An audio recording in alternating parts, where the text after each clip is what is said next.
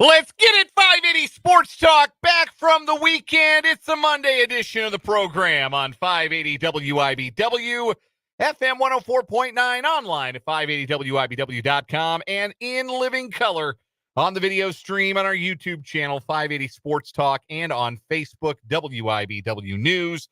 Dan Lucero, Brendan Dworzinski, and producer-engineer Trenton Craxter in the box with you. This afternoon, we are with you until 6 o'clock. We'll have a little overtime until 6:30 today, taking you into coverage from the Royals Baseball Network.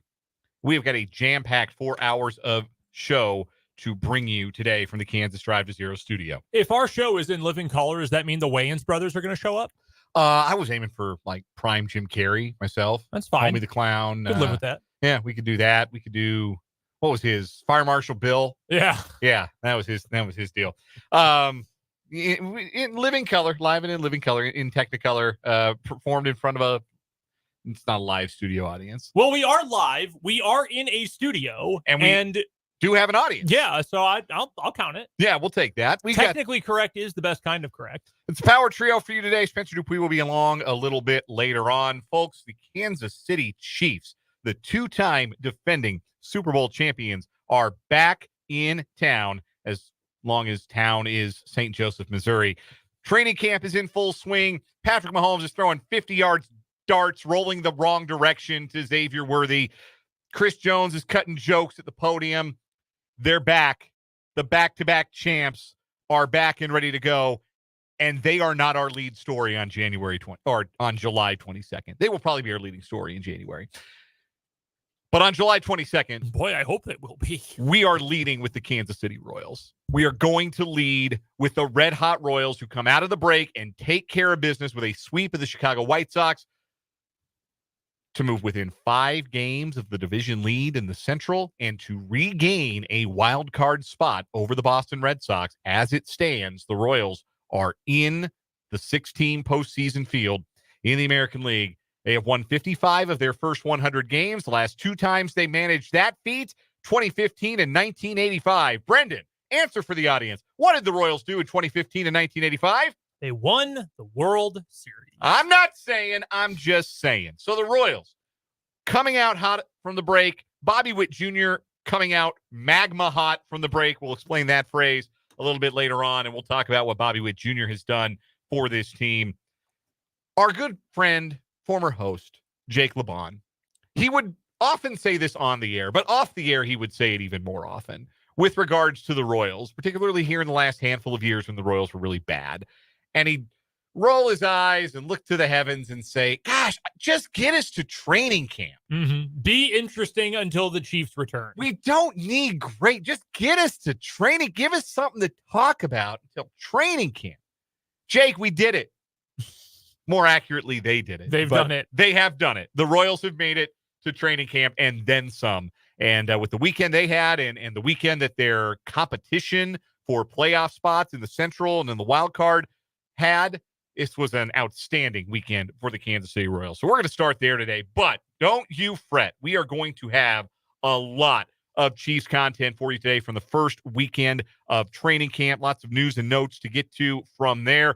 An injury to Justin Reid, a healthy Nick Bolton, some position battles, how they're shaking out early on. Kadarius Toney's working with the running backs. We will talk about that throw. Yes, we're going to get to that Toney bit as well. I have some thoughts, maybe surprisingly optimistic thoughts. You could also certainly spin it very negatively. Hey, if you're optimistic about this, that is the opposite tack that I am taking, and this comes from the last of the Kadarius Toney defenders last season. The guy who was still insisting, like Homer Simpson watching his pig roast soar through the Springfield sky.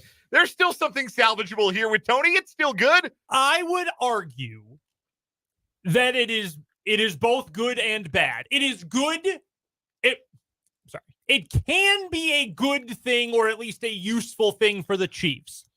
It is absolutely a bad thing for the future prospects of Kadarius Toney. How about that? All right. We may be able to see eye to eye there. We'll talk about that later on. Again, lots of Chiefs headlines to get to and lots of Chiefs audio to get to today. Yesterday, Andy Reid was at the podium. His first comments of camp with everybody in camp. That everybody, for the first time in a couple of years, includes Chris Jones. And, of course, Stone Cold had some amusing things to say. So we'll hear from Chris Jones. We'll hear from both Reid and Jones a little bit later on this hour. In the 4 o'clock hour, Clark Hunt spoke to the media earlier today. The Chiefs CEO had some thoughts about the future of the Chiefs Stadium. And obviously that's of some local interest here in Kansas as we wonder if maybe the Chiefs might play on the other side of the state line in the future. Clark Hunt had some mostly non-committal things to say about that, but some other thoughts about changes upcoming to Arrowhead Stadium, what he's hearing about a Rashee Rice suspension, the chance of maybe a new training facility being built for the team to replace one Arrowhead Drive, numbers being retired in the future. That's a really interesting conversation, actually, he touched on early on in his comments. So we're going to play a good chunk of what Clark Hunt had to say when he spoke to the media earlier today. That's the hard part about dynasties is you burn through numbers really quickly in terms of retiring them. If you're a team that retires numbers, like the Cowboys don't retire numbers, so it doesn't matter for them. The Chiefs do. And they were pretty generous about it early in their history. And now they're looking back and it's like, you can't unretire a number. Like you've got 3 actively currently playing right now. There are 3. And like, if you don't retire Patrick Mahomes' number, what are you doing? Same with Travis Kelce, same with Chris Jones. I think there is another player on the defensive side of the ball that if he is with the Chiefs long enough, he is also going to be in that camp. Hint, he was an All-Pro last year. I think that highly of Trent McDuffie. We'll talk about this a little bit later on, but like you can't unretire. The only time I can remember numbers being unretired are like when Peyton Manning got to Denver. And who was the other? Frank Tripucka. Frank Tripucca's fan was like, yeah, okay. Yeah, it was the family. Okay, fine. Like Steve Largent gave Jerry Rice permission to wear 80 when Rice joined the Seahawks. And again, like maybe the best football player ever. Like, okay. Yeah. You make some allowances. Steve Largent, also hell of a player. Yeah. So yeah, it is. I'm interested to hear what Clark Hunt has to say about this because you don't want to end up like the Bears where the NFL won't allow them to retire any more numbers. Yeah, I mean, you take 90 guys to camp every year, right? You need 90 numbers, theoretically speaking. Yeah. So, because the NFL, I don't think, wants to go to the college route of, we have 25 who's a running back and also 25 who plays safety. Yeah. I don't think they want that. I don't think they do either, especially with, 53 guys in the cut down roster. So imagine trying to decipher which number 25 jersey you want from Fanatics. Oh, that would be impossible. Like, do I want Smith 25 on offense or Jones 25 on defense? And then they would send you a Patrick Mahomes jersey with the name spelled wrong. Number 18, Broncos Tripucka jersey, somehow in black and green. The mascot has breasts for some reason that is indescribable. Anyhow, we're going to hear from Clark Hunt a little bit later on, and we'll also hear from Steve Spagnuolo, who spoke earlier today. He had some things to talk about regarding replacing L'Jarius Sneed in the secondary, chances of maybe changing some things around scheme-wise in the secondary.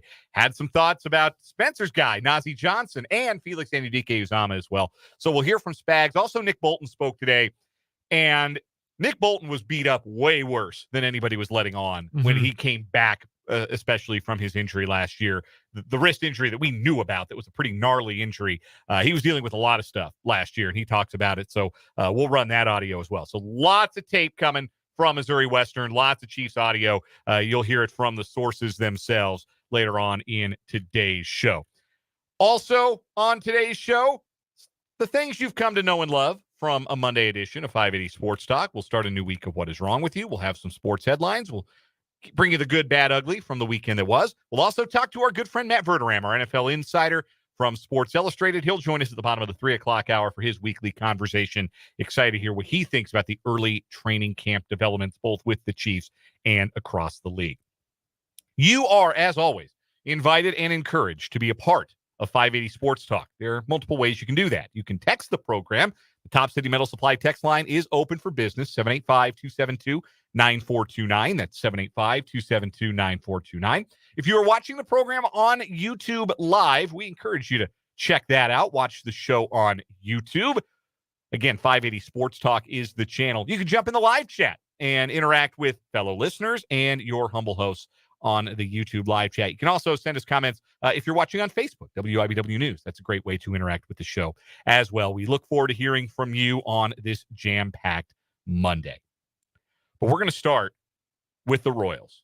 Who knew that on the Monday after the two-time defending Super Bowl champions opened their training camp in earnest, we would be leading with the Royals in a playoff position in the American League? If you had told me that late March, I would have asked you what you were on and if I could have some.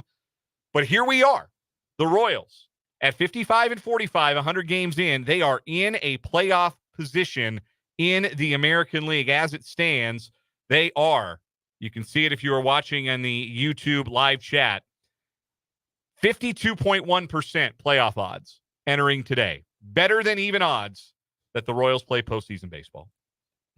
White Sox at a cool 0.00. Yeah, let's throw that back up again. The White Sox terminal. They've been at 0 since early April. That is amazing. That is truly amazing. Yeah, that's tough. No, man, I mean, this team is a blast to watch, and I was at the game yesterday, and that is up there with the best pitching performances I've ever seen in person. And I know it was the White Sox, but Lugo just that unbelievably efficient. He was at what, like 89 pitches or something going into the ninth inning. He was tremendous. It almost feels like he got cheated not getting a shutout and getting the full Greg Maddux experience yesterday because he was so efficient. Even that run he gave up felt like an accident, right? It did. Yeah, how did they get that? That's weird. No, that is exactly how it felt, because it felt like the Royals had been the better team through the first 4 innings, 5 innings, whatever it was. And the White Sox got a hit. And they're winning? Like, what? That doesn't seem right. Like, so something is going to change here, because the Royals absolutely should be winning this game. And frankly, they should have been. And he just was dominant, other than 2 hits in that inning, or 3 hits, whatever it ended up being. He was great. That was tremendous. Brady Singer was awesome on Saturday. The pitching all weekend was just utterly stellar from the entire staff. The offense clicking more than enough over the last couple of days. Yesterday, it took a while for them to get going, but once they got to that White Sox bullpen, and I'll give credit to Drew Thorpe, he was pretty impressive. He's got some real stuff, and he had some Royals hitters kind of confused there for the first 6 innings or so. And then they went to the bullpen. And, you know, when we talk about bad bullpens, we've talked about the Royals a lot because they've had their struggles this year. We've talked about the Rockies plenty since you're a Rockies fan. We've talked about the Cubs plenty since I'm a Cubs fan. Too often, frankly. The White Sox bullpen, also, unsurprisingly, not great. Not a lot of talent there. Not a lot of good stuff in that pen. I don't know if you believe this about a team that's 27-74, but they're a little weak on the back end. Yeah, we're going to get to the White Sox here in just a moment, but it's just this team is a joy to watch. They truly are. And I'm not going to wait any longer. Bobby Witt Jr., 3 singles and a run scored yesterday. And a couple nice plays defensively, too. Michael Garcia had an awesome play at third base yesterday. Saved a run, yeah. Yeah. Do you know, and you do because it's in our show notes right in front of you, but rhetorical question, do you know what Bobby Witt Jr. is batting at home this year? He is over 400 at home. 403! We are in July! It is through July 21st, yesterday. Bobby Witt is hitting over 400 at home. That is unthinkable. They put that on the scoreboard after he got his second hit, the left field board up above the bullpen. I guess it's the visitor's pen, right? And I thought that's got to be in the last month, right? Like, there's no way. No, full season, he is batting over 400 at home. I said it the other day. It must have been after the home run derby last week. He is the total package, the talent, the speed, the hitting, the fielding. He's got the look. He's got the personality. He is a superstar. And baseball, if they're smart, and the people who market baseball, get on that now. Get him in front of everybody, because he is that dude. And he was great yesterday, though. For the most part, the whole team was great yesterday. Got a bunch of dudes who got in the mix who, came. Michael Massey got in the game. Dairon Blanco had a big hit. Michael Garcia had a big hit. I mean, you had production from everywhere. And I understand adjusting for opponent, but I don't know how you can't be excited about where this team is. And look, again, it's July 22nd. Like, I don't care if you swept the White Sox. Oh, do those 3 games not count? Are those games weighted differently? I'm sorry. You know what the Guardians' record is against the White Sox in 10 games? 5-5. So Royals are now 9-1, similar to just like the Minnesota Twins, but the Guardians are 5-5, and that's the team the Royals are chasing. So yes, these games do matter. Yeah, thank you. Exactly. Like that. This is great. This was such an enjoyable weekend of baseball. And you don't get to take sweeps for granted. They're hard, no matter who you're playing or where you're playing them. Sweeps are hard. There's a reason they're rare. You don't get to take them for granted. You saw the thin margins on which this game kind of sat poised for 6.5 innings. We had a pitcher's duel, and the Royals were on the wrong side of it. They needed something to be ignited, and it was the bottom of the order who got it going. An infield hit, an innocuous infield hit from Michael Garcia, then a base hit from Dairon Blanco, who had 2 big hits in the game, and the squeeze play executed by Isbell to get the run in and get the game tied. You felt at that point like there was no looking back for the Royals. That was the point at which I knew they were going to win the game. Even when Adam Frazier left the runner in scoring position, I had no doubt in my mind from that point forward, the Royals were going to finish the job. And they did. And again, it was the length of the order. It was Bobby Witt Jr. igniting the 8th inning rally with his leadoff single, Renfroe driving in the go-ahead run, Garcia and Blanco with RBI hits to tack on the insurance, and Seth Lugo staying in the ball game to finish it off, running 93 past Chicago's best player, Luis Robert, to end the game. That was big boy stuff. Oh, that's let it hang stuff. Yes. Right there, honestly. that was awesome. That warmed my old school baseball guy heart. Just watching it from top to bottom, it was excellent. 103 pitches in 9 3-hit innings of work. Only 6 strikeouts. I say only like that's a bad thing. That was just an old school throw down the sawdust kind of pitching performance to say, yeah, we're not satisfied with the 2 we got Friday and Saturday. We're going for the sweep, and I'm an all-star, and you can't touch this. The roar of the crowd when Lugo came out yesterday for the 9th inning. I didn't know that he would because I don't even remember who was up. It was Schreiber for a while that they kind of dry humped out there in the pen. But yeah, I think they were going to go to Schreiber if it stayed tied, which would have been a disaster. I told Abby sitting next to me, I said, I'm kind of worried about this. Like, if they have to go to the pen. I get that, like, in a way, the first series out of the gate and you don't get a lot of your bullpen guys some work, like, that's not super ideal, to be honest. I'm sure that Matt Quatrero would have liked to have maybe gotten some more guys some work because you've got some guys now haven't pitched in a week plus, and that's tough to get back into a rhythm, especially if you're struggling like John Schreiber is. But the starters covered 23 of the 27 innings this weekend. And to go back to your point, I also watching the game on television, I thought, okay, they'll hand it to MacArthur for the save opportunity. Mm-hmm. They'll let Lugo let it ride. Eight innings. He was awesome. Hand it off to the bullpen. I was stunned to see him out for the 9th, and I'm sure, like you mentioned, the crowd was too. It was the loudest it was all day, easily yesterday, and the crowd got pretty loud. It was the smallest crowd of the weekend, in fact, yesterday. But they got rowdy for Lugo, and it was awesome to see. I want to make sure we touch on this. These games, they count all the same. You don't take a sweep for granted. All absolutely 100% believe that. However, that team the Royals played is so pathetic. It's genuinely hard to wrap your mind around. They made a mess out of the 8th inning on Friday, didn't they? They made a mess out of the 8th. They made a mess out of the 1st inning. I was telling Abby, because Abby loves baseball, but she's not a Royals fan, doesn't really follow the team by any means. So Tommy Pham comes up top of the 1st, and I said, hey, this is someone who... Yeah, it was Saturday they made a mess of the 8th. My mistake. Yes. So Tommy Pham comes up, and I tell her, this is someone that has been talked about as a Royals target. We know they've at least inquired about him.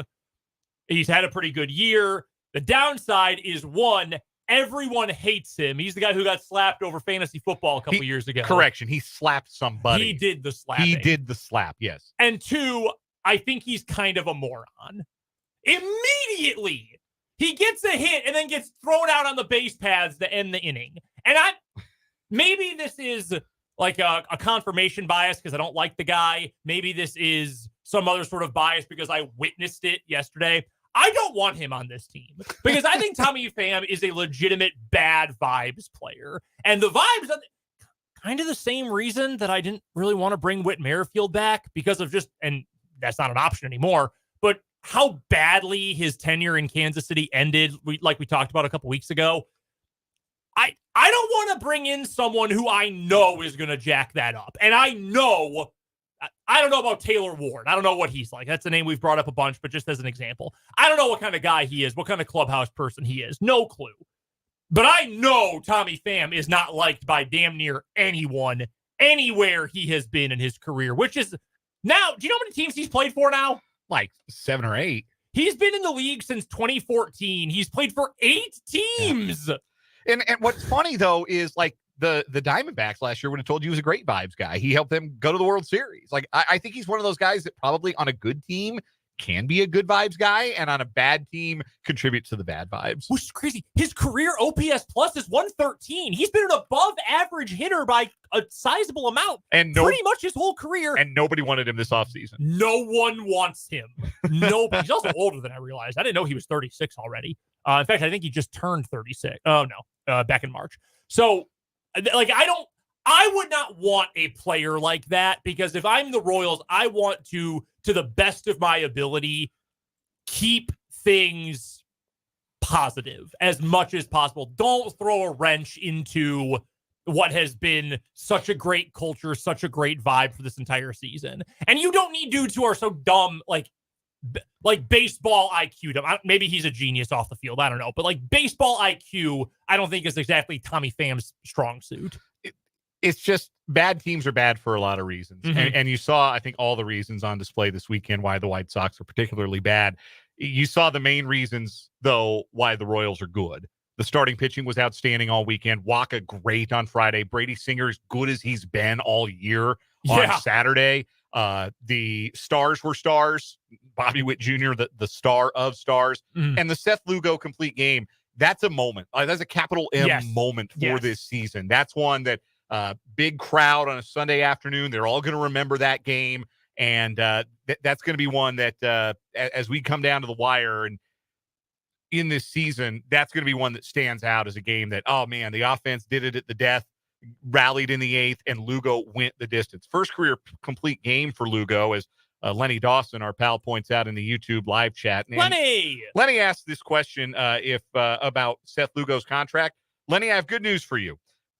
Seth Lugo's contract is 2 years with a third-year player option. So Seth Lugo, Waka who has an option next year. Waka's is the 1+1. Seth Lugo is on a 2-year contract with a third-year player option. So the All-Star is going to be back in Kansas City next season. Dude, even if he slides back to being like, if Lugo took a step back to being next year what Waka is this year, I mean, we're talking about one of the best free agent signings in team history, right? Easily. And it's not like, I mean, not a very long list, but yeah, no question. The value they've gotten from him has been, I mean, I'll tell you this. I'd rank it above Ian Kennedy.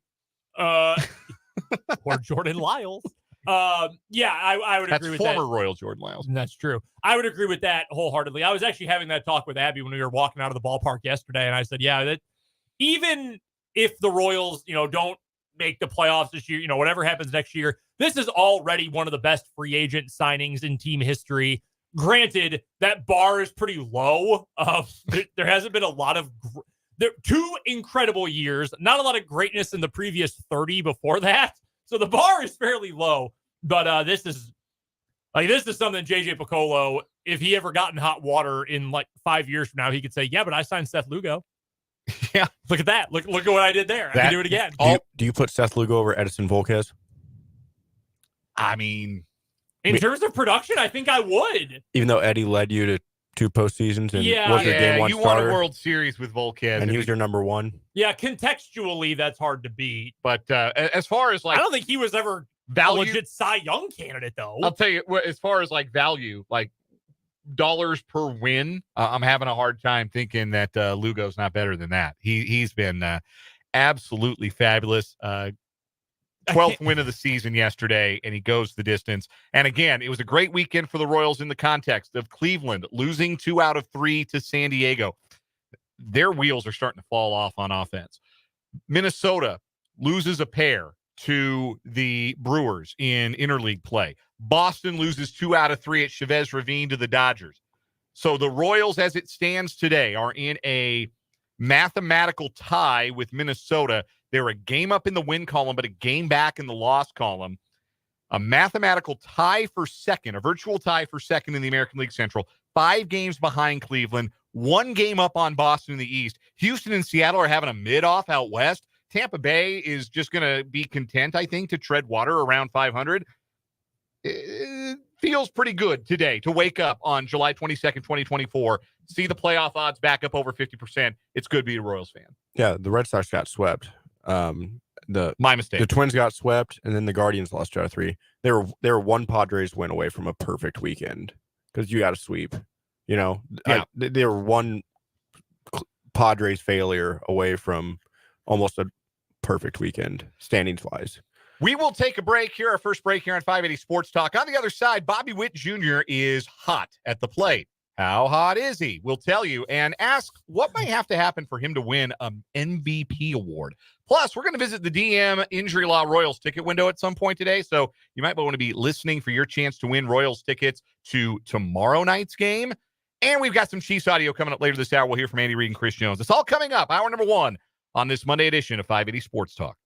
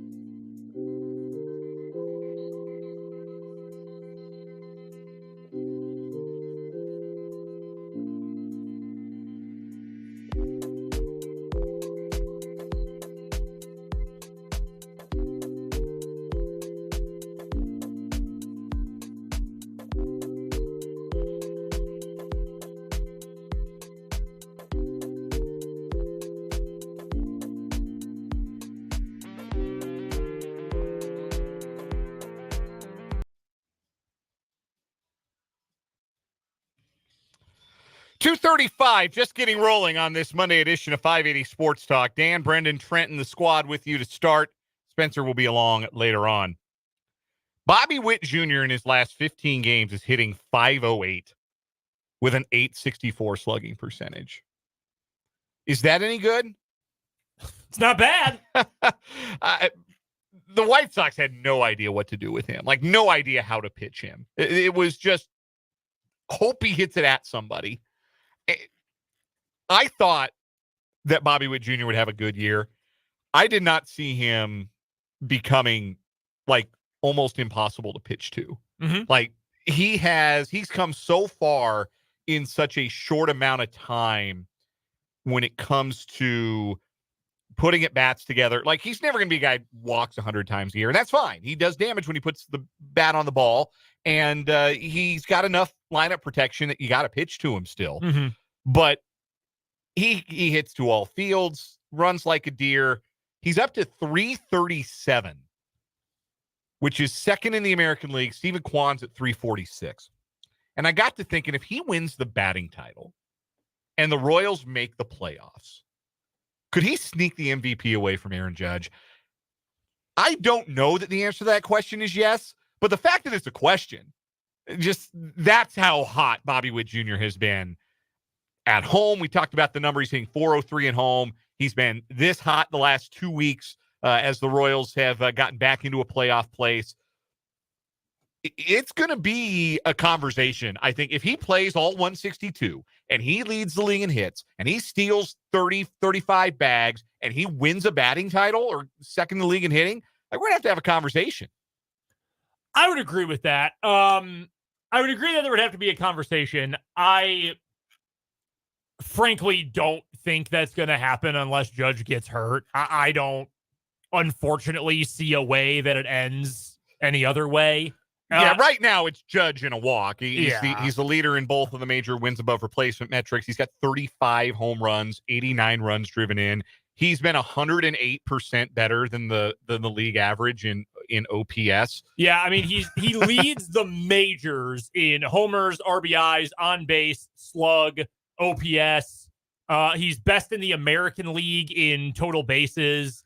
He's been incredible. It's still him, but like, yeah, if he were to slow down and maybe only finish with like 45 home runs, I don't see that happening. I think he might hit 60. Shoot, he's been super hot. Here's the other thing too, and as much as the Yankees are sputtering and really need, a team that also needs a bat at the deadline, the Yankees, because Soto, amazing. Aaron Judge, Hall of Famer, are going to be in the Hall of Fame.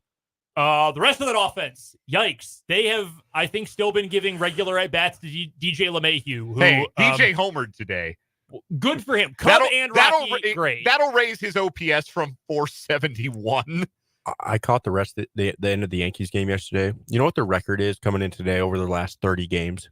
It's not good. Last 30, 9-21. Yes. And you know who, Yeah. you know the only team that has a worse record than that in that 30 game span? The White Sox. Yeah, that's how bad they've been. Yeah, that's brutal. Coming in today, the Royals were 3.5 games behind the New York Yankees for the first wild card spot. The team that started like 50-10 to start the year. Yeah. Dream big. Like, for real? You can, they can be caught. Like, the Yankees can be caught. There's no doubt. You'd love to get that first wild card so you can play at home in that wild card round of the postseason. Real quick, I was just gonna say, fair or not, I know the Yankees are sputtering. It's the biggest player for the New York Yankees versus the Kansas City Royal. That's unfortunately going to be kind of hard to overcome. It is true, but Witt's going to make a run at it the rate he's playing. Agreed. We're going to take a break. We're going to hear from Andy Reid and Chris Jones on the other side of this timeout. But first, time to take a stop at the DM Injury Law Royals ticket window. If you or a loved one been in a car wreck, contact DM Injury Law today and get the money you deserve. Car wreck, remember, Mike's got this. We'll take a break. We'll take caller number 3 to 785-272-9429. And we're giving away tickets to tomorrow night's Royals game against the Diamondbacks. That's tomorrow, Tuesday night, 785-272-9429. Caller number 3 gets 2 tickets. We'll come back with Chiefs Audio next on 580 Sports Talk.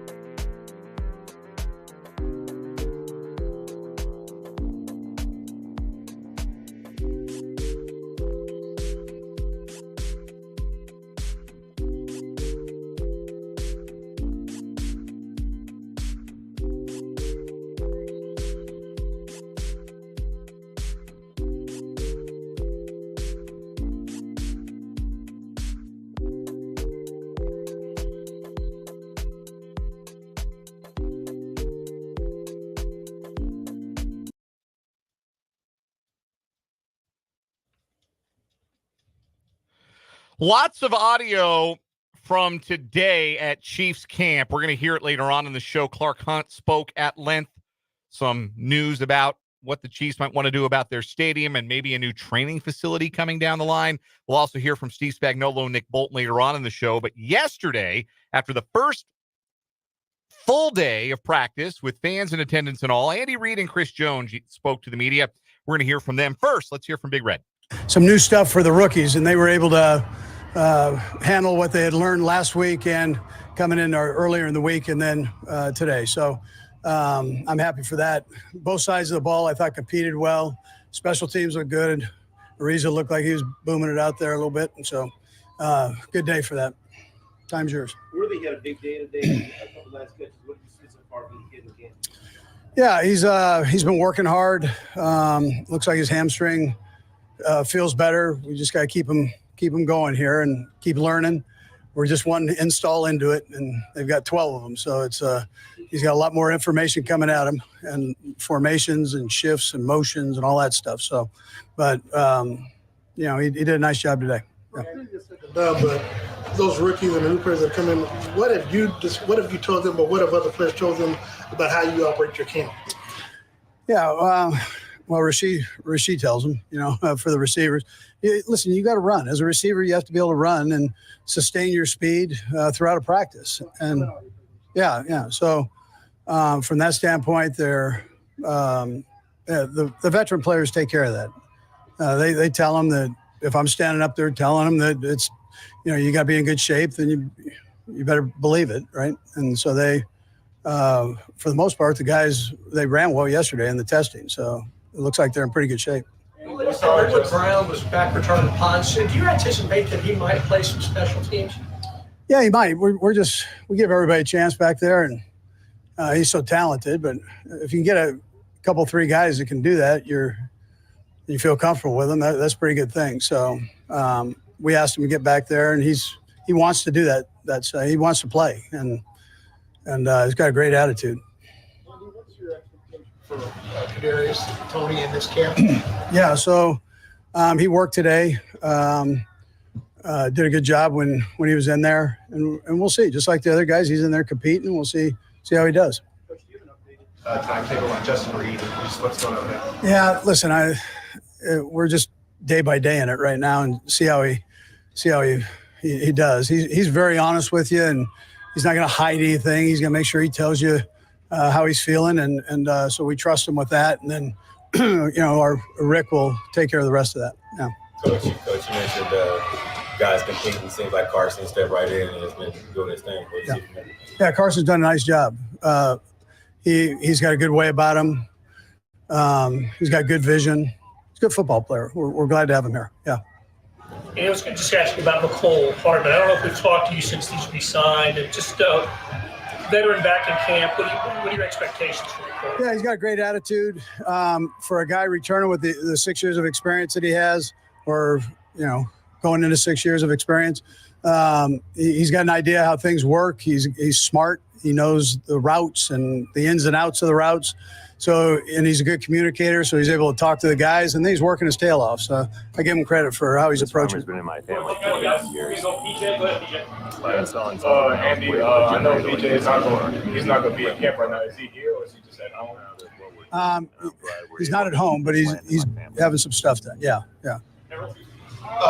Chris Jones, we're supposed to talk to him too, just to see him out here at camp. How good is that for you to see him, just everybody full attendance? Yeah, listen, Chris is one of the team captains, and so he's been that now for the last couple of years, and so well respected. And to have him out here, he brings energy. He always brings energy. He has fun out here, and I'm glad he's here. Yeah. Well, last one. Coach, you got a lot of young guys, specifically as well with this receiving core. How do you kind of get them adapted schematically and everything else with that preseason game coming up? Yeah, they'll get time in the preseason game to work through things. We'll get Spags is going to give you a lot of different looks here, so they'll be able to see the different looks and the adjustments that you have to make with the routes and learn. So it's important that they stay on top of that. and the coaches will introduce them to things off of film that they potentially will see, and then we go. We see how it all works out. But the main thing is that they keep working hard and stay tuned in and focused. So that was Andy Reid speaking yesterday at Chiefs training camp. Did give an update there on the injury status of Justin Reid. It's a non-football injury, so it was suffered away from the field. And Reid doesn't sound, neither Reid, Andy or Justin, sounds overly concerned at this point. It does give the rookie from Washington State, Jaden Hicks, an opportunity to take some more reps, and he was running with the ones both yesterday and today at practice in that safety role up next to Brian Cook. So that was Andy Reid yesterday. Chris Jones also spoke with the media yesterday. It's always fun to hear from Stone Cold, especially because we don't typically get to hear from him this time of year. First time he's been in camp in a while. Here's Chris Jones. Andy opens up the training camp with a message. Just wonder what was this year's message for you guys on the start of a new year? I think the core values of the team, be humble, stay hungry. You know what I mean? I think that's the core value of every year, coming in humble and hungry.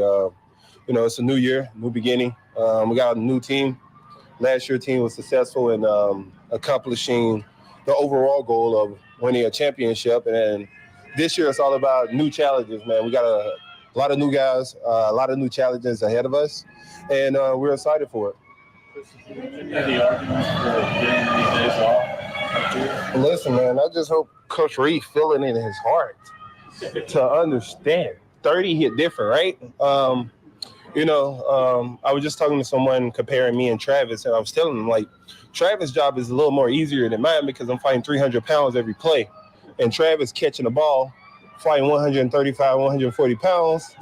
I just hope that he finding his amazing heart to give me a day or two off coming up. We'll talk about it, have further conversations. Maybe I need to have a one-on-one with Veach, talk to my guy Clark. We're going to figure this thing out. Chris, Andy just said he's very happy to see you here in camp. Of course, after last season, everybody's happy to see you. How happy are you to be back? Well, it was circumstantial, No, I'm happy to be back, man. It's been 2 years since I've been able to be out here with the guys. Love being in this environment where we all can focus on football, get better, compete, and challenge each other day in and day out. And, it feels good to be back in the dorm, staying on the twin bed.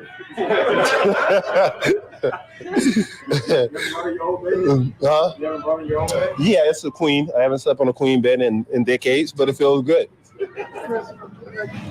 The last 6 years, you've essentially played an extra full season with the postseason games. How have you been able to stay in shape? And then with that hunger, with that success, how do you pass it on to the newer players and to keep striving to attain greatness?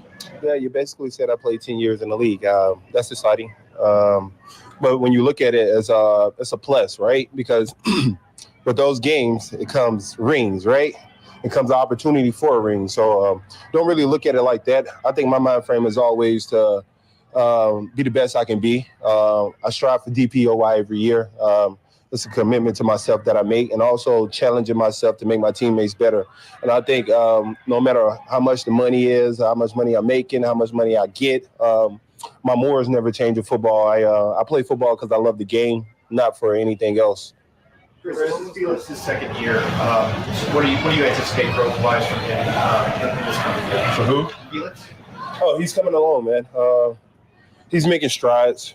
Had to face a lot of adversity last year with the up and down plan. You know what I mean? He's getting acclimated coming out of K-State, right down the road. So I think last year was a bit challenging for him, and I think this year he's taking it with stride, making improvements day in and day out, and he got a full training camp under his belt. That's always a plus, and we can continue to build off of that. Chris, you mentioned Defensive Player of the Year award in 18. That means I'm doing my part on this team. I'm being the best player I can be for this team, for this organization, and also challenging my teammates to be better, man. I think that's my overall goal here, and I think we're going to continue to improve on that. You mentioned been a couple years since you've been back here challenging your teammates. Coach Reid said that that you bring the energy. Do you feel like your teammates feed off of your energy? I think we feed off of each other. Like I was telling the D line, adversity is gonna come. First day is everybody is excited, everybody is full of energy. 2 weeks in with a couple padded days practice, we start to look around for energy. So I think we're able to feed off of each other. For me, I just try to stay consistent with who I am and my attitude every day. I know we're going to face a little adversity, but for me, it's just staying consistent. And if that's giving energy to the guys, then that's what I'm here for. So do you have a specific purpose of your off-season training beyond just staying in shape and getting in good shape? Is there something specific you want? Nothing specific. I think more so it's just about being in shape, being able to come out here and then compete in training camp, play in and play out. I haven't been here in 2 years, so I don't know what to expect. I didn't know if we were staying in KC or the dorms. I didn't know, But no, man, no specifics, man. Just staying in shape, staying physically fit, and keeping my mentals right. Chris, your defense took a step to that next elite level last year. Now with the changes, what's it going to take to try to maintain or even do better this year? Well, we lost a couple huge pieces. L'Jarius Sneed, one of the best cornerbacks in the NFL. So that's a huge piece. And we got a lot of challenges ahead. We can compare to last year, but it's a completely different team from last year. But we got some challenges ahead of us. We got a lot of young guys that we are looking forward to stepping up. Still got Trent McDuffie, and we can build off of it. We got a lot of young guys, and when the pads come on, we can see what's going on. Chris Jones speaking yesterday at Chiefs training camp with eternal wisdom that is true for all of us, whether we are an NFL All-Pro or not. 30 hit difference. Brendan, I hope you were paying attention. Yeah, I was. I just upgraded to a queen bed. I built the bed frame this weekend. He said decades. It's been decades since he slept in a queen bed. I love the idea of Mrs. Jones buying Chris, for Christmas one year at 10 years old, a king bed. I mean, he's probably a pretty big kid, right? I imagine so. Pretty large young man. I don't think that's too far-fetched. We got more Chiefs audio to bring you later on in the show I bet today. He's got a California king now. Yeah. Absolutely. He's got California king Honestly, money. if I had money, so would I. Real talk. We got plenty more Chiefs audio to come later in the show. Lots of news and notes from the first weekend of Chiefs training camp to get to coming up to lead off the 3 o'clock hour. And we'll chat with our NFL insider, Matt Verderame, at the bottom of this 3 o'clock hour. That's coming up after the national and local news from the Kansas Drive to Zero studio on 580 Sports Talk.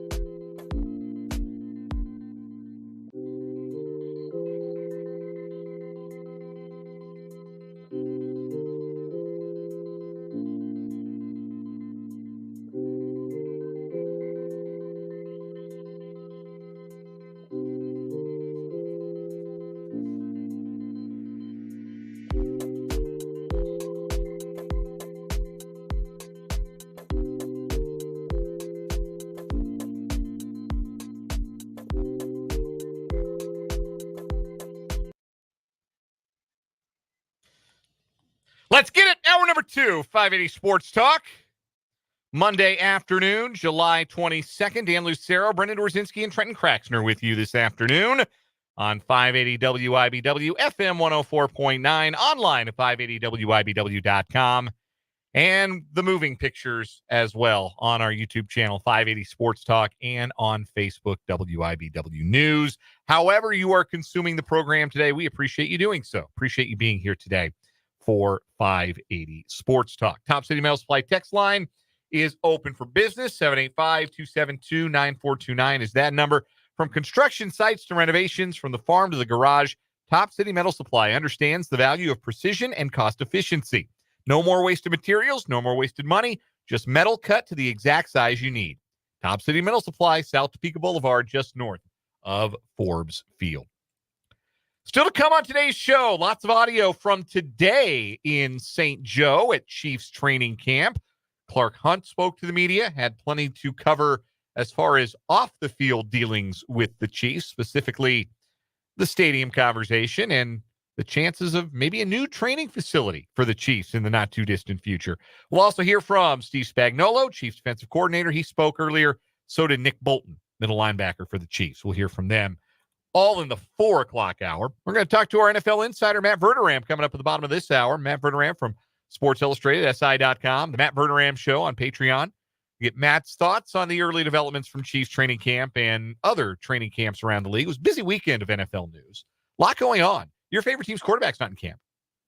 Well, he is in camp. He's not practicing. He's not practicing, yeah. Yes. He's there.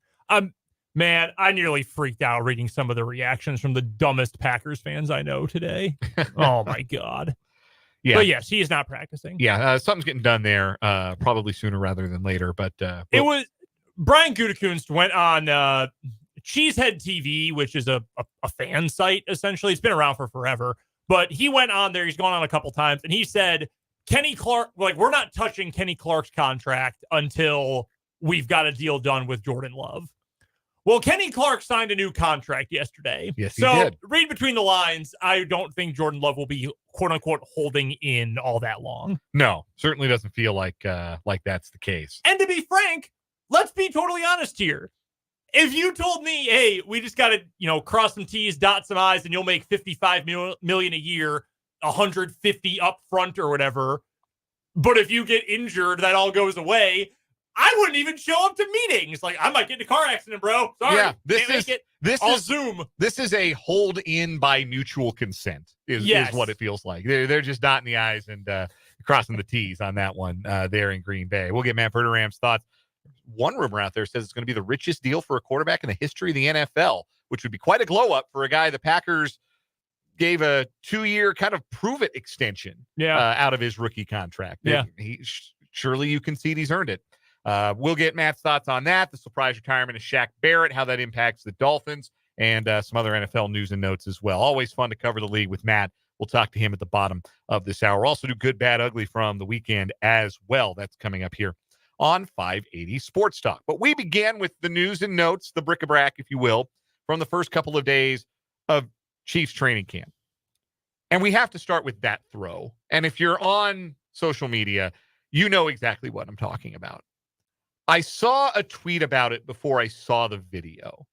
The tweet describing Patrick Mahomes' deep connection to Xavier Worthy, that he rolled to his left and flipped his hips and found Worthy behind Brian Cook 50-odd yards down the field for a touchdown in drills.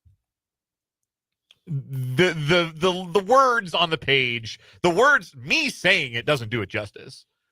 It was pretty nuts. If it happened in a game, we'd be calling it one of the top 10 throws of Mahomes' career, I think, quite easily, because the coverage was actually exceptional from Brian Cook. He's got it covered about as well as you can cover it. Mm-hmm. Xavier Worthy, the speed is obvious. Like the speed is there on display. Everyone to see. Anybody can see that the 40-yard dash time that he ran, and it's easy to project out. Fast guy, deep threat. Take the top off the defense, bring the deep ball back to the Chiefs offense. And in theory, that's a nice thought, right? Like Marquez Valdez-Scantling's pretty fast. Would you have called him a deep threat? No, because there's more to being a deep threat than being fast. I mean, in theory, I Two guess. teams have realized that now. Where did he sign? Where did MVS end up? A very funny outcome. Another quote-unquote contender. I do not remember. The Bills. Yes, the Buffalo Bills. Right. Oh, man. Man, replacing Gabe Davis with MVS is legitimately like going from Shasta Cola to Shasta Diet Cola. Gabe Davis, who's only good against the Chiefs. But man, is he good against the Chiefs. So good against the Chiefs. I really can't get over the fact that the Jaguars said, damn, he had 100 yards against us. Let's sign him.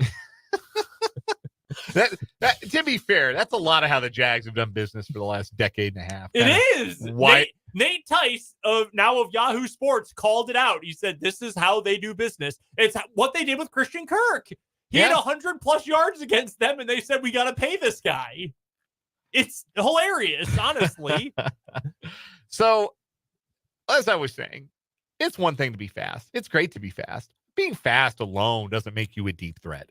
What made Tyreek Hill such a great deep threat was not just he was the fastest guy in the field, although that was a big part of it.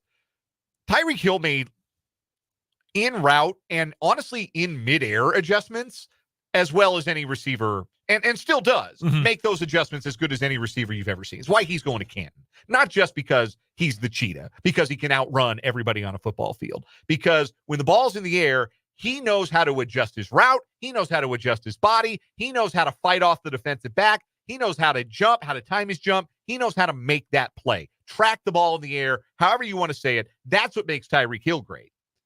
Xavier Worthy might have some of that in him. Certainly, he showed in that clip. If you see the end zone clip, not just the far out clip of Mahomes making the throw over the top, which, again, boggles the mind. But you watch how Worthy tracks that ball and adjusts his body and makes that catch and keeps his footing and falls into the end zone. Like, that's the stuff right there. That's the thing that makes you really excited about the possibilities of what Worthy can be in this offense, that he can be finally somebody you actually have to account for when he runs the 9 route and not think, well, he'll drop it, or we don't really need, we can run with him. We don't really need that safety help over the top. Nope. You better have a safety over the top for Xavier Worthy or he's going to make it hurt. This is provided, of course, that he gets on the field. Today, he did not practice due to an illness. Do we have another Frank Clark situation on our hands? The mystery illness. I hope not, because it was more annoying than anything, just to always be sick. You know who, by the way, got sick again this week? Lamar Jackson. What is going on? Why is he always sick? Why does he always have a case of the poops? I really don't get it. Terrible diet for Lamar Jackson. I mean, is he eating like nothing but hot wings and candy or something? Just can't put down the flaming hot Cheetos and with no regard for what they're doing to his stomach. I would like to offer a quick correction, by the way, of our previous commentary. So during Gabe Davis's career, so that begins in 2020, I believe. He has played, his team, the Bills, have played against the Chiefs 6 times. I'm sorry, 7 times. 7 times. In 5 of them, between the regular season and the first time they played in the playoffs in 2020, 11 targets, 5 catches, 97 yards in 5 games. That includes a game with no targets at all. Then this season, when they played in the divisional round and the Chiefs won 27-24, he was inactive for the game. He didn't even play in that game.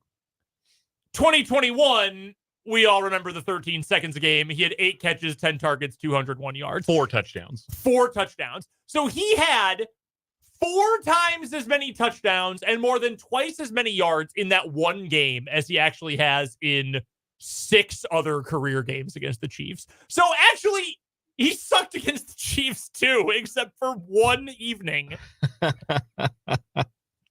Which how many guys I'm in glad the the NFL Chiefs didn't sign him. How many guys in the NFL have made their name off of one game more than Gabe Davis?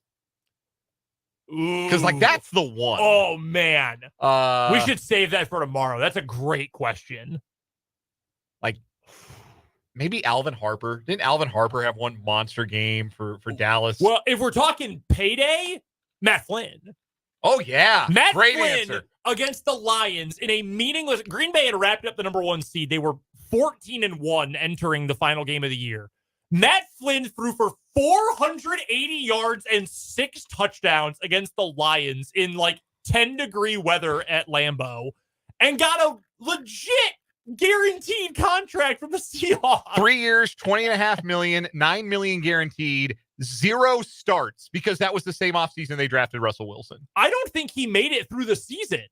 No, he did. Did he make it through the season? He did. They traded him to Oakland for 2 picks. That's right. He didn't make it through a season with Oakland, went to Buffalo for, lunch, and then ended up back in Green Bay in 2013 that would have been. So 2 years later, and actually played pretty well. Won a couple of games as a starter in place of Aaron Rodgers. Shout out to Matt Flynn, finesser. Shout out. People will tweet that at him sometimes. Like he'll say something on Twitter and people respond with, "Hey, remember that time you had one good game and stole a bunch of money from the Seahawks?" And he'll respond with, "Yeah, it was awesome. Yeah, it was really cool." It's super cool for him. Send my children to college someday. Yeah. Hey, Gabe Davis, all-time finesser off of one legend in one game, like he's Pee Wee Kirkland. He gave him so much money in Jacksonville. They did. Good luck with that. I want to buy the Jaguars. I was listening to the Mina Kimes show on my way to work today. And she was doing a power rankings podcast, and she was the one doing the ranking. And I was thinking, I want to buy into the Jaguars. Like, I know Houston's the sexy team for everyone, sexy Super Bowl pick at this point. I want to buy the Jaguars as still a dark horse to win that division. But then I remember they gave $39 million to Gabe Davis, and they are trying to replace Calvin Ridley with him. He is A, far worse than Calvin Ridley, and B, they didn't even know how to use Calvin Ridley. I'm very worried for Trevor Lawrence. I'm not exactly Mr. Pro Trevor Lawrence here either, but I'm very worried for Trevor Lawrence. Their line still stinks all these years later. Yeah, they've been very clearly surpassed by the Texans as the team of the future in that division, and maybe the Colts too, if Anthony Richardson is really that guy and can stay on the field. If Richardson is a dude, like that, Jags are in hell. Yeah, that window might have slammed shut. Back to the Chiefs, because there was another very interesting development from the first couple of days of training camp. Kadarius Toney got some work in with the wide receivers, and that's not notable. That's what position he plays and has played throughout his NFL career. But he's also getting work in with the running backs. And my first thought was, when I saw that, it is over for Kadarius Toney in Kansas City. If they are working him in with a position he has never played, he has not played as a professional. He did not at Florida play running back. It's not like this was a conversion early in his pro career. Now they're moving him back to his original position that he was drafted at. If they're doing that with Kadarius Toney, that is not a good sign for his prospects, frankly, to make the 53-man roster. Even though we talked last week about how the Chiefs have an open competition for running back number 3. What about Kadarius Toney suggests that would be a role they would consider him for, to be an extra running back or just a guy on the team for special teams? If they're working him in with the running backs, that is an acknowledgement, saying it without saying it. Yeah, man, you're around. We're going to throw something at the wall here, but you're on borrowed time. Get ready to learn practice squad, buddy. That was my interpretation of it. Mm-hmm. I think the positive spin here is that as much as we have talked about the high upside athleticism of Kadarius Toney and that he's got the big playability, we have seen it. We saw it in a Super Bowl, the longest punt return, I may add, in the history of the Super Bowl. So he's got the big playability. He doesn't have great hands. How do you make a big play when you have a hard time actually getting the ball in your hands? Well, you make it easier. A little toss on a jet sweep or a handoff is a much easier way to get the ball than, say, running a timing pattern into the right flat and having to have late hands and catch a ball in front of a defensive back, in front of a slot corner. Easier way to get the ball. I think this is a way, even on limited snaps, to get Kadarius Toney the ball, to try to use some of that athleticism. And I think, too, this could at least slightly mitigate some of the questions about who is going to run the ball for you on the bottom of the depth chart at running back. Pacheco's obviously number 1. Edwards-Helaire is number 2. Whether it's Louis Rees-Zammit, who gets the RB3 job, whether it's Carson Steele, who gets that role, whether you want to mix in Kadarius Toney a little bit with some outside zone stuff, you've got different mix and match options there. You can run that stuff against a variety of defenses. So I do think it is a positive in the sense that you have him, he's relatively cheap, use him. That's find a way to use him. We had a texter from the 785 in the Top City Middle Supply text line ask about what he's owed, what the cap hit is.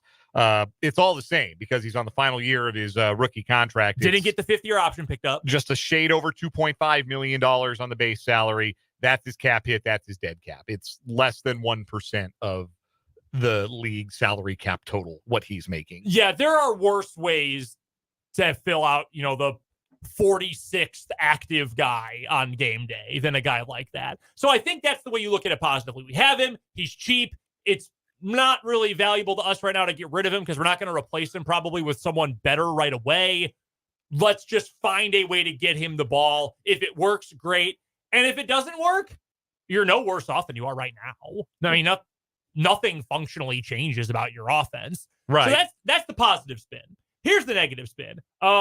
After this season, it's over. It's over for Kadarius Toney. There was never a doubt about that. As soon as they didn't pick up his 5th-year option, I think that was pretty obvious. No, I mean, like, it's like done. Like, even out of Kansas City. Like, you don't want to be moved to a different position when you are this young. Another example of this going on right now. Remember Dax Hill out of Michigan, I believe, defensive. The whole thing was like, oh, he's a jack of all trades. He can play free safety. He can play in the box. He can cover in the slot. Well, it turns out he's not actually good at any of those things, and he is now on at least his 2nd position change. They might cut him before his first contract is done in Cincinnati. Like, you don't want to be in your early to mid-20s and be moving positions. Isaiah Simmons, same deal. The kid out of Olathe went to Clemson, was first-round pick, and didn't have a home, and they kept moving around. The thing that's different for Toney, being an offensive player, this is primarily about there is an obvious lack of trust from the guy whose job it is to get him the football, to throw him the football. Mm-hmm. I don't think Patrick Mahomes cares to chance that anymore. It's important that you mention that too, because there's essentially 3 safeguards on your offense, especially when you've got an offensive-minded head coach. You've got 3 safeguards there versus defensively, using the Chiefs as an example, you really only have 1 or 2. Frankly, most of the time it's just 1. Like, are you in the doghouse with Spags or not? Like, that's what's going to determine it. For the Chiefs, does Andy Reid trust you? Does Andy Reid want you a part of the game plan? You do have to at least talk to Matt Nagy and be like, hey, during your study hall you have during the week, are you able to figure out a play or two where you can use Kadarius Toney here? And if you clear that, you get to the final and arguably most important one. Does 15 trust you? And if the answer is yes, you're probably going to get opportunities. Justin Watson is kind of that guy.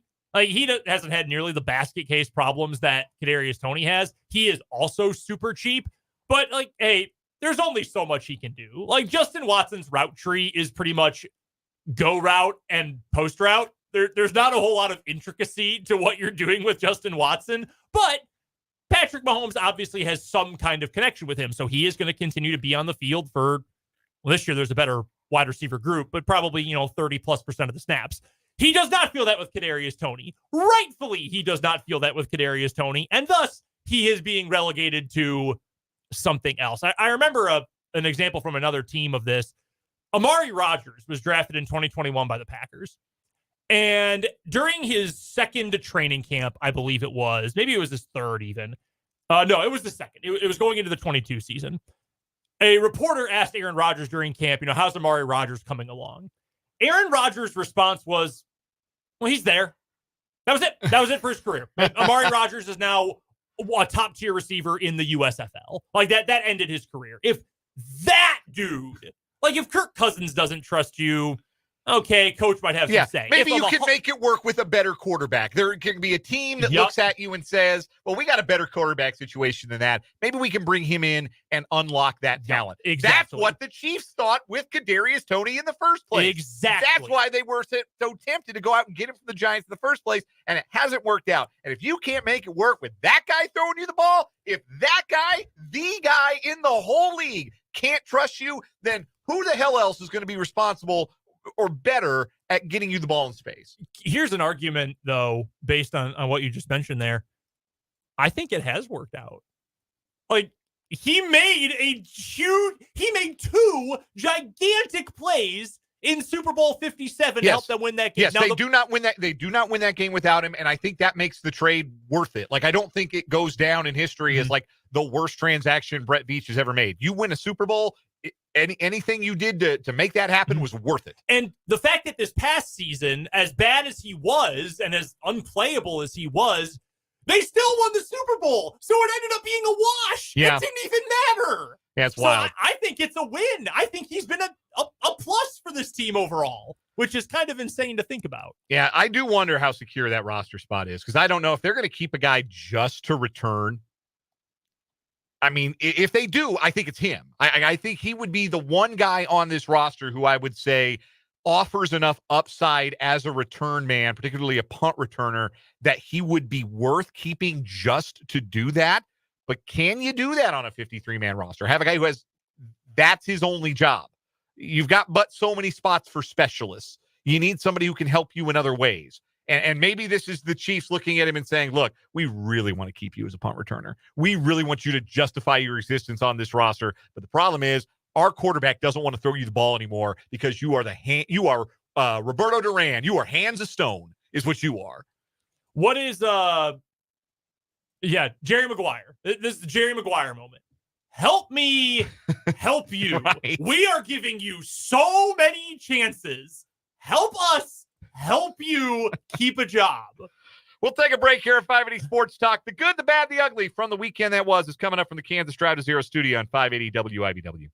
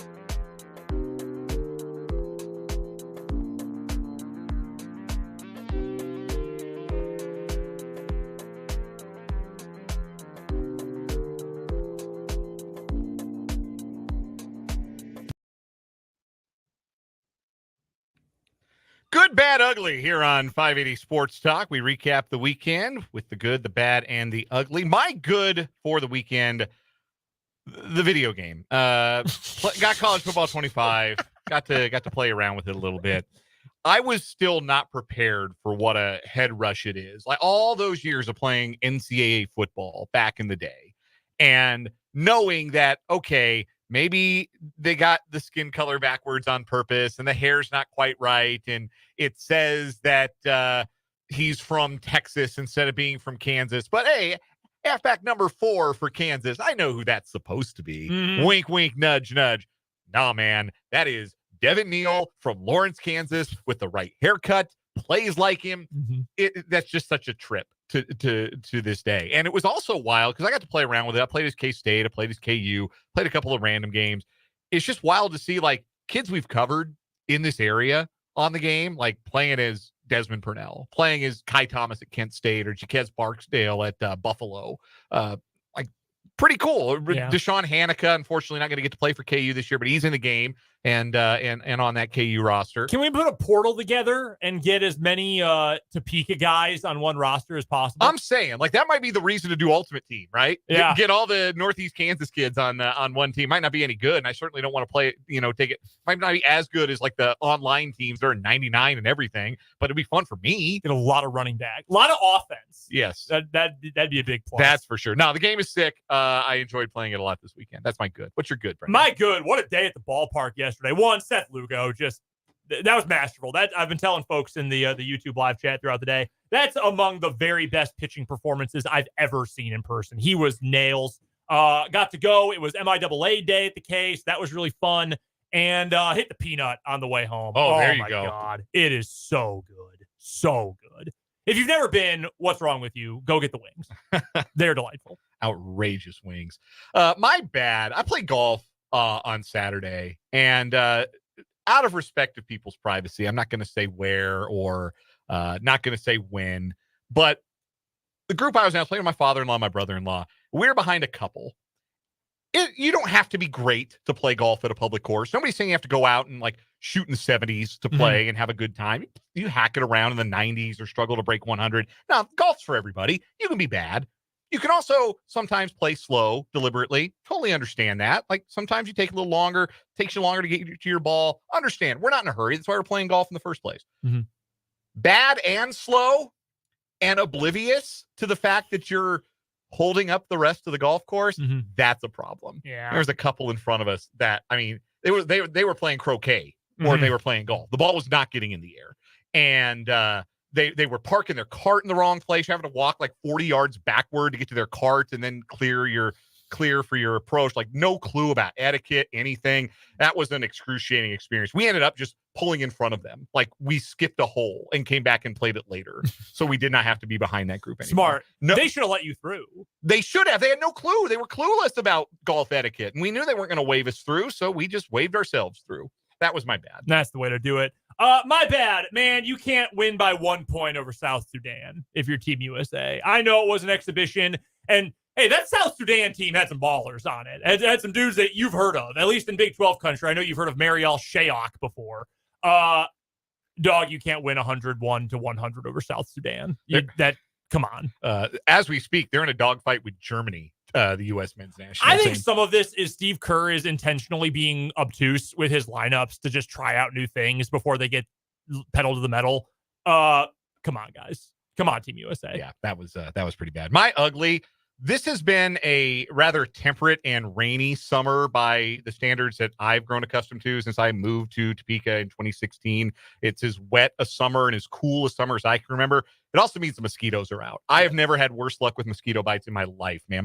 I wore pants to play golf pants on Saturday. Still got not jeans? No, not jeans. Did not golf in jeans. Still got chewed up beyond belief. Like I got mosquito bites in places you're not allowed to look at. It's awful. My ugly, I don't really know where to put this, but I had to make sure it came up on the show today. Nick Castellanos hit a home run yesterday. There was some news in the world, and Nick Castellanos hit a home run. Yeah, President Biden, as we all know at this point, said he's not going to continue his bid for re-election. He's going to do something else and finish out his current term. And Nick Castellanos hit a home run. You know what else happened yesterday? Good job. And again, Nick Castellanos hit a home run. They took it off the board at some sports books for Castellanos to hit a home run. As soon as the Biden news broke, they took it off the board at FanDuel. He's got so much power. He's a madman. Unbelievable. He's an absolute madman. Someone put together a list of the times he's done that on Twitter. It's remarkable. It is a superpower. Nick Castellanos and homering on news days. Capital N news days. Name a more iconic duo. Every time something big happens, everyone on Twitter makes the same joke and says, "Oh my God, when is Nick Castellanos coming up tonight? When do the Phillies or whoever play?" And it always happens. Always. Every time.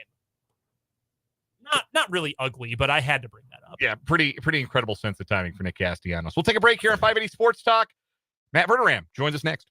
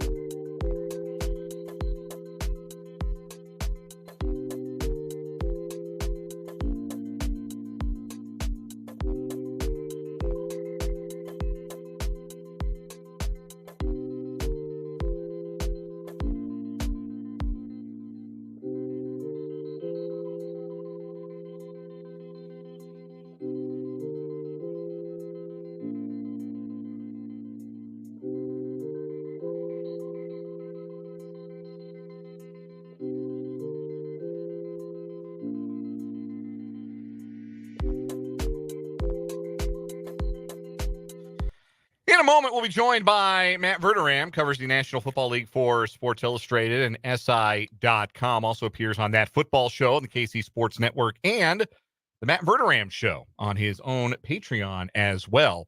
Matt will join us here in just a bit. Joins us on the Fleming Place Wine and Spirits Hotline every Monday at this time to talk football. And obviously excited to get out to Matt today and hear what he's hearing and talk about the early days of training camp. It's, this is as close as we get in football to hope springs eternal, right? Is that everybody's back. And even unless you're like the Denver Broncos, like everybody has some sort of hope at this point, which is a positive. Yeah. Who are the teams that kind of come into this season knowing it's not their year? Denver, definitely. Carolina, I think still a building process there. I think New England, but they're kind of in a spot where all they need, they're in a spot where they just need proof that Drake May can be the guy. That right. If they win 3 games out of 17, but Drake May looks good, or at least, the signs are there, the tape looks good, then that's a successful season for them. So they're kind of a unique case. There's one of those, every single year. I think Green Bay was kind of that last year. They shocked a lot of people. Tennessee? No one thinks they're going to be any good. Yeah. They've got to figure out if Levis is any good, but that roster is kind of gross. Let Derrick Henry go. I doubt they would have done that if they felt like he could still help a contending team. Yeah, it's not a long list, and it never is, right? It's never really a long list of teams that go into a season knowing, hey, man, this ain't it. Here's another one. Who are the most desperate, bad teams? I think the 49ers are desperate because they've gotten so close near the summit twice, only to be kicked back down the mountain by the Chiefs. Who are the bad teams that are the most desperate? I don't think Carolina's desperate. No. Because I actually like Dave Canales a lot. I think they will at least be more watchable this year. I think New England, we just talked about. Even though they have a new quarterback, I think Denver's kind of desperate. They absolutely are. They've got the longest active playoff drought in the NFL, I think. I believe Denver, so. the Jets. I believe you are correct. So, yeah. I think it's the Jets and then the Broncos, I think. Yeah, I think you're right. But still, they haven't been in the playoffs since they won Super Bowl 50. Yeah. And that is a extremely proud franchise. Maybe internally they're not desperate. Externally, there is some desperation. Absolutely. Wait a minute, we hired Sean Payton. It's time to go win. I mean, the fact that I know he was still 12th overall, but the fact that they had to settle for the 6th quarterback taken in the draft because they had to get someone. They feel pretty desperate too. They couldn't get out of that draft without a quarterback, and then Sean Payton had to call all his buddies in the media and convince them that he feels the same way about Bo Nix as he did about Patrick Mahomes. Everybody at Fox Sports, all the stenographers in the media who like Sean Payton, and I don't know, Sean Payton might be a really nice guy, great hang, but he's got a lot of stenographers in the media. I will say, I think the most desperate team in the NFL is the Giants. The Giants, because I think it's the other New York team. I think it's the Jets. I think they're the most desperate team. Yeah, that's fair. That's fair. It has to work, and it has to work this year. No, you're right about that because if they don't make the playoffs, everybody's absolutely getting fired. I think the Giants might fire some. I think Dable's a good coach. Front office people can convince themselves that all sorts of different players are good. And, I trust in this guy. I trust in our scout. I trust in our evaluation. If you think Daniel Jones is still a good quarterback, you're an idiot. If you work in the NFL, outside of the business, yeah, obviously I'm an idiot, obviously. But you're a moron if you still think that. And the Giants might still be convinced they are, but I think Dable might be able to survive that. The Jet, no. If they don't make the playoffs, everybody is getting fired. Yeah, it's everybody but wholesale. Woody Johnson probably is getting fired. Wholesale change. They'll strip mine the entire organization. Yeah, I mean, that is Aaron Rodgers. I'm trying to think of the way to phrase this. Does the entire NFL season hinge on one player more than it does on Aaron Rodgers? I don't think it hinges on Patrick Mahomes. Patrick Mahomes is what he is. He's the best player in the NFL. I don't think the league year hinges on him. I think if Aaron Rodgers plays anything like he did his 22 wasn't great, but his 2 MVP seasons at the end of his Packers tenure, the Jets are a legitimate contender. I don't know that he will, though. And if he is more of his 2022 self or worse, being 40 and coming off an Achilles injury, that I think opens up a playoff spot, maybe a division title spot in a home playoff game in the AFC. That changes everything. I don't know if anyone else has that kind of individual swing elsewhere in the league. No, I think we have seen proof of concept the last 2 years that the Jets are a quarterback away. It's very clear. I guess you could argue Burrow and the Bengals, but the Jets have a better roster than the Bengals do. And I like Cincinnati a lot this year, but the Jets have a better roster. Speaking of desperate, I think the Bengals are probably there too. This is as good as it is going. This is as good as it is likely to get for the Bengals. This is their best shot. It's their last best chance with this core. With this core. And that's not to say, because I think Burrow's a guy who could be really good for a long time if he's able to beat the injury bug.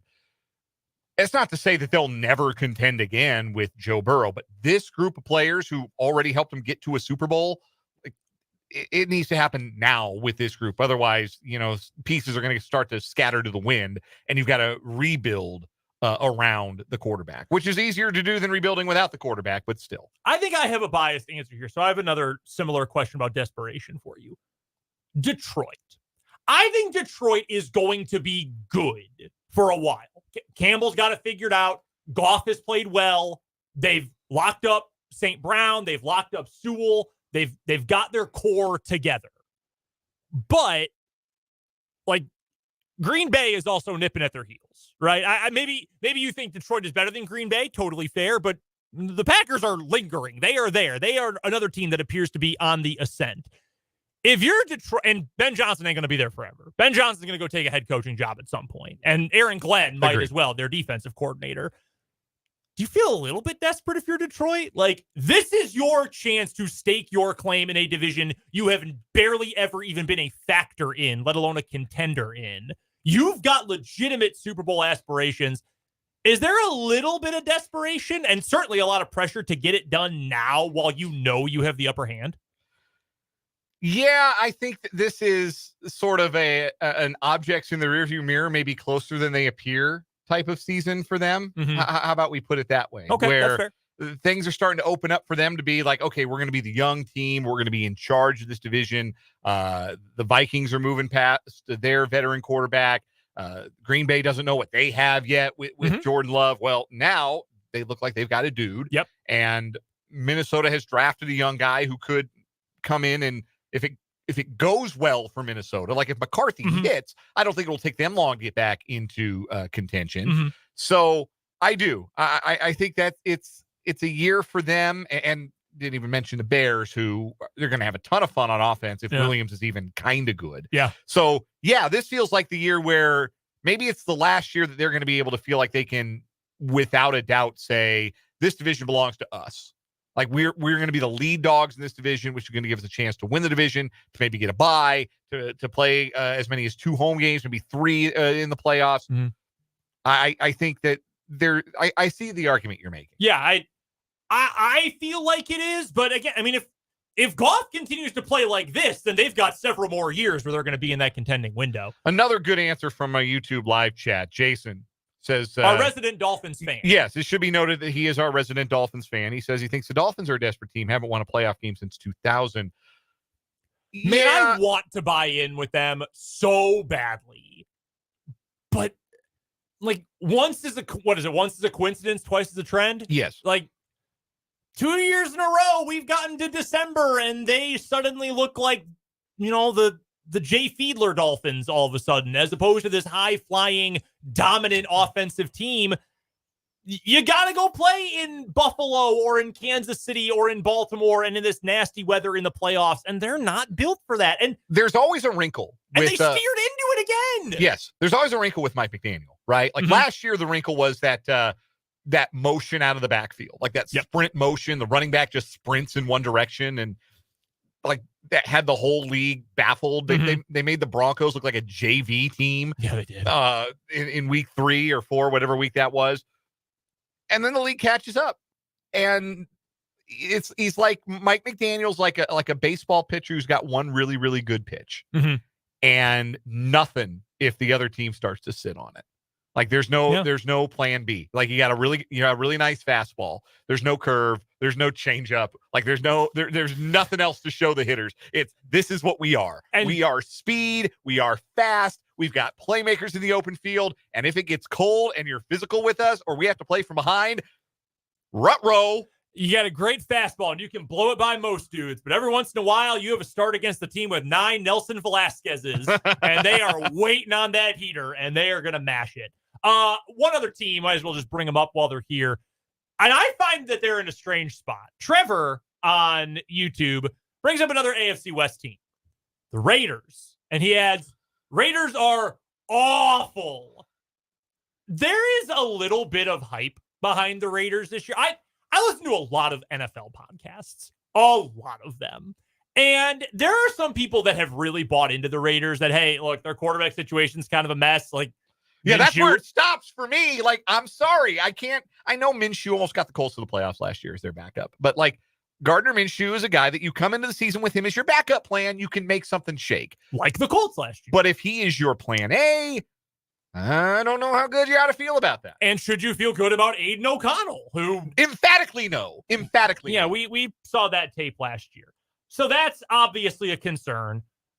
The defense is what has generated a lot of hype for them. Antonio Pierce, big vibes guy, big motivator guy, good for that defense. They all love him there. And they played really well at the end of last season. I mean, if you go from after their bye week, which was week 13, they allowed 3, 21, 14, 23, 14, and went 3-2 in their final 5 weeks. That's not bad. That's not bad at all.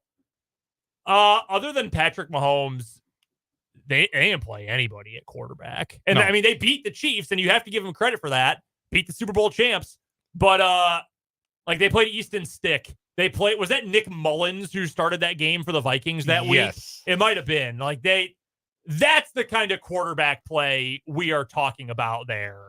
And it's just, oh, I'm sorry. Nick Mullins came in off the bench in that game. Josh Dobbs started that game for Minnesota. Like, they played Gardner Minshew and lost. Who even started that game for the Broncos in week 18? Would that have been Stidham? Like, that's what we're talking about here. That's what made the Raiders look good defensively last year. I ain't buying that. I think it's more likely that the Raiders and Broncos finish with 4 wins than it is that either gets to 500. Quick Chiefs thought before we get to the bottom of the hour break here. As you would have expected, Wanye Morris, Kingsley Suamataia have both been getting reps with the first team offense to start training camp. They're in competition for that starting left tackle job. Morris has been getting the first of those snaps, though. So he's been like the first choice, first team guy, and then they roll Kingsley in a little bit later on. Do you read anything into that, or is that just deference to a veteran? A veteran being a relative term here, as Morris is a second-year guy compared to the rookie, but guy who's been around. Yes. Is it deference to the guy with the starting experience who's been with the team, or do you think that's the Chiefs tipping their hand on that one? I would go with the former, I think, because we did see Suamataia get a lot of first-team reps during minicamp, and OTAs and everything. And I think they're going to split the reps all camp. I don't think they'll pick a starter. I'd be very surprised if they've got one like nailed down before game 3 of the preseason. Now, if you were to ask me this question on August 5th and were to say, hey, that Suamataia has been with the second team for 2 full weeks now, and Wanye Morris has gotten the ones, I might start to think, okay, maybe this is tipping their hand a little bit. But I think this is more so just trying to get everybody comfortable with the rotations. We know that they're going to work Morris in at least a couple of other spots during training camp for now. So I think that's mostly just getting a feel for things more than it is actually tipping their hand. Kind of my thought with it, too. I guess there's some intrigue, I guess, in Morris going first and having that first opportunity to show his hand. And that may just be, hey, you've been here, you know the program. Suamataia is just learning what it is that we do and how it is that we work. So we're going to go with the guy who's been through a training camp with us to go ahead and start there. One other personnel note that I thought was interesting from Chiefs camp, Shamari Connor getting those first team reps in the slot. It's Williams and McDuffie on the outside, and Connor in the slot, kind of like we anticipated. Seems like he's going to get the first crack there, and also was rotating in some of the 3 safety looks as well. So he sort of feels like a chess piece this year, and I'm excited to see how Spags deploys him. No, there's no doubt about that. Really quickly, before we get to the news break at the top of the hour, I want to remind you guys to check out my good friends at Calhoun's Jewelers right here in the capital city. Whatever your jewelry needs are, something for you, something for your husband, for your wife, for a friend, whatever it ends up being, they have an unbelievable selection of earrings, rings, bracelets, and so much more. You can visit them at 1801 Southwest Gage Boulevard here in the capital city, or check them out online at calhounsjewelers.com. We'll take a break, come back in the 4 o'clock hour. We're going to hear from Clark Hunt, Steve Spagnuolo, and Nick Bolton from the Kansas Drive to Zero studio on 580 Sports Talk.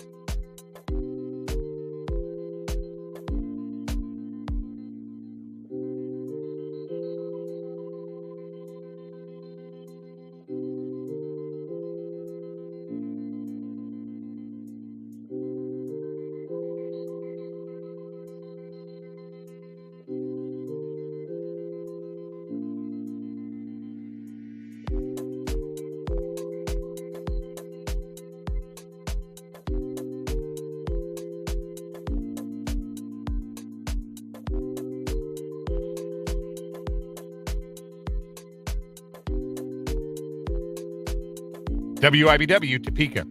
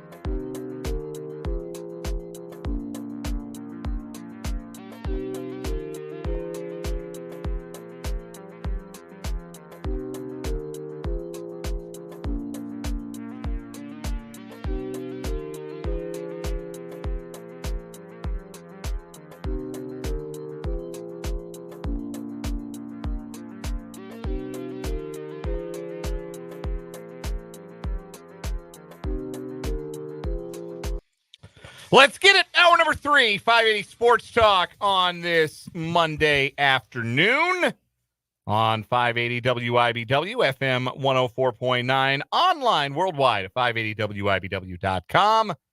And, of course, on the video at 580 Sports Talk is the YouTube channel. And WIBW News, rather, is the Facebook channel if you would like to watch the live video stream of the show. Hey, subscribe to the YouTube today. We've noticed a lot more of you checking out the YouTube stream of late, and we sure appreciate you. If you haven't done that before, today's a great day to start. Check us out.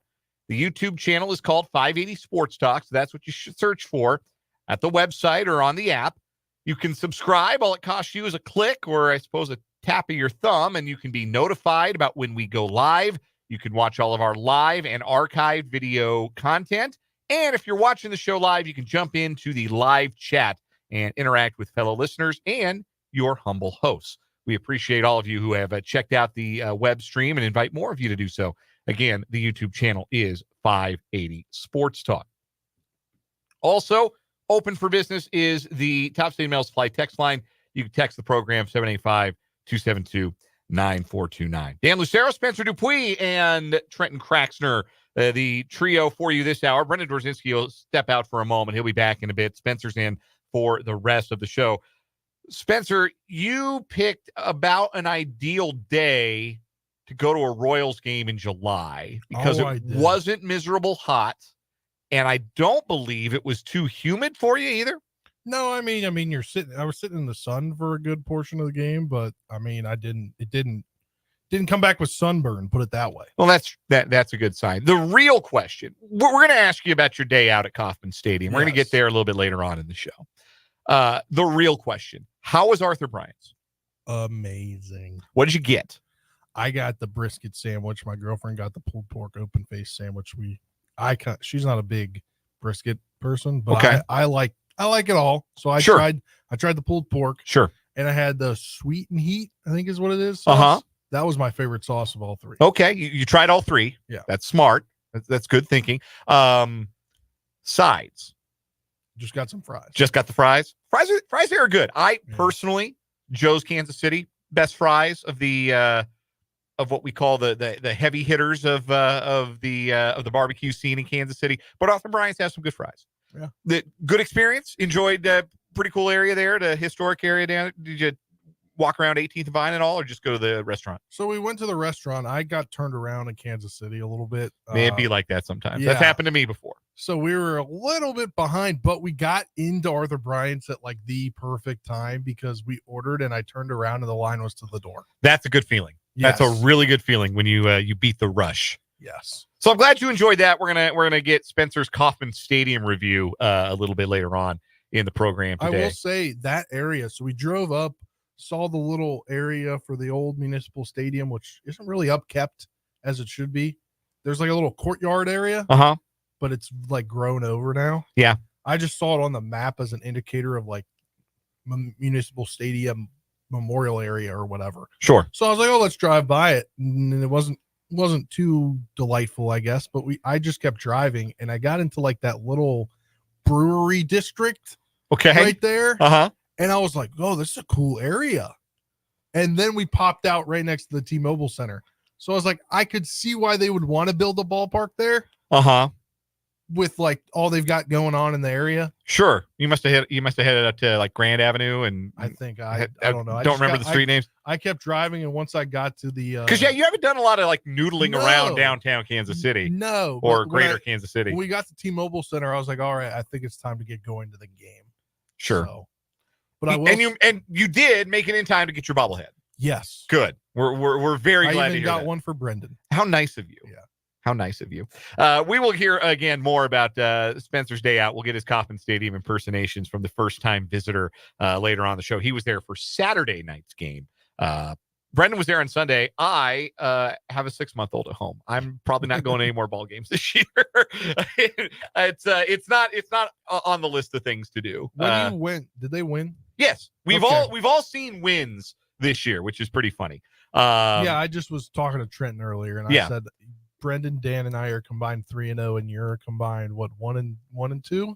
Yes, they've lost the last 2 games to the Padres and the Marlins. Then I said you definitely can't go. So yeah, he's the jinx. Trent's the jinx, obviously. I'm trying to remember who I saw him play Oakland. They were always going to beat Oakland. So it was a great day out at the ballpark, as Trevor puts it in the YouTube live chat. Electric atmosphere for that game on Saturday, and really all through the weekend. We'll get your thoughts, on that a little bit later on in the show. But we got a lot of Chiefs content here in this 4:00 hour of the program. Later on, we're going to hear from both Steve Spagnuolo and Nick Bolton, both of whom addressed the media earlier today. We'll also have our first 2 What Is Wrong With You stories of a new week and crown a initial weekly champion. But we're going to start with the remarks of Chiefs CEO Clark Hunt, who met with the media earlier today, had a lot to say about the stadium situation, but also some interesting comments about the team's training facility, upgrades coming to Arrowhead Stadium prior to and because of the World Cup in 2026. Some not really news, but comments on what he's hearing about Rashee Rice and his ongoing legal situation and status with the league, and a conversation about retiring numbers that I thought was pretty interesting as well. So without any further ado, here's Clark Hunt. What was your message to the team? There are certain elements that I repeat every year. I want them to understand the culture of the club, the mission statement. Obviously, our goal is to end up in New Orleans, getting to play for another Lombardi Trophy. But the challenge this year is going to be the distractions. There's going to be a lot of talk about us going back to back to back. And the challenge for the team really is to focus on the task at hand. Here at training camp, that's the next practice. As Coach Spags mentioned, here in a few weeks, that's going to be the Baltimore Ravens. And we really have to be in the present if we want to have a chance to achieve our long-term goals. Clark, the recent passing of Abner Haynes and got me wondering about his jersey number is retired. I think he's one of 10 or 11 who have retired numbers of jerseys. I wonder what the team's philosophy is on that. And you've got a couple of Hall of Famers who don't have their jersey retired, so they might be coming up. But does the team have a philosophy on retiring numbers? Yeah, well, first of all, let me just say how sad that we were as an organization about the passing of Abner. He was a foundational piece of the franchise going all the way back to 1960, played a key part in those early Texans teams, including the one that won the AFC championship. I always enjoyed getting to see Abner. He frequently came to our alumni weekends and was somebody who was very passionate about the organization. So he's definitely going to be missed. You're right. We do have 10 jerseys that have been retired. And with the exception of Derek Thomas, all of those players were players from the 60s who really helped lay the foundation for the success of the franchise. As we've gone along over the years, we've needed to be more judicious in retiring jerseys, just from a practical standpoint of having enough numbers available, particularly for training camp where you've got 91 players. It certainly doesn't mean that we won't ever retire another jersey, but it's something we're going to really think about it and approach from a bigger perspective. Well, we got the update from Mark a couple days ago just about the stadium and obviously the future. Just, I guess, from your standpoint, how much have you considered the idea logically and logistically of having the franchise play in a different state, that state being Kansas? Yeah, well, at this point, that's premature. We do have 6.5 years left on our lease at Arrowhead, and GHA Field at Arrowhead is a special place, and it's special for our fans, and it's special for the players and coaches. But we do have to look to the future, and we do need a solution starting in 2031, which I know that Mark mentioned. We're glad to have some options. We really appreciate what the Kansas legislature did in passing the upgrade to the Star Bond bill that potentially would give us an opportunity to look at a stadium over there. And we're going to work very hard over the coming months and years to come up with a solution that makes sense for the organization, for the team, but also one that makes sense for the community. So we're approaching it very much with an open mind and look forward to talking to leaders on both sides of the state line. You're very upfront about your love of Arrowhead, trying to keep it as long as possible.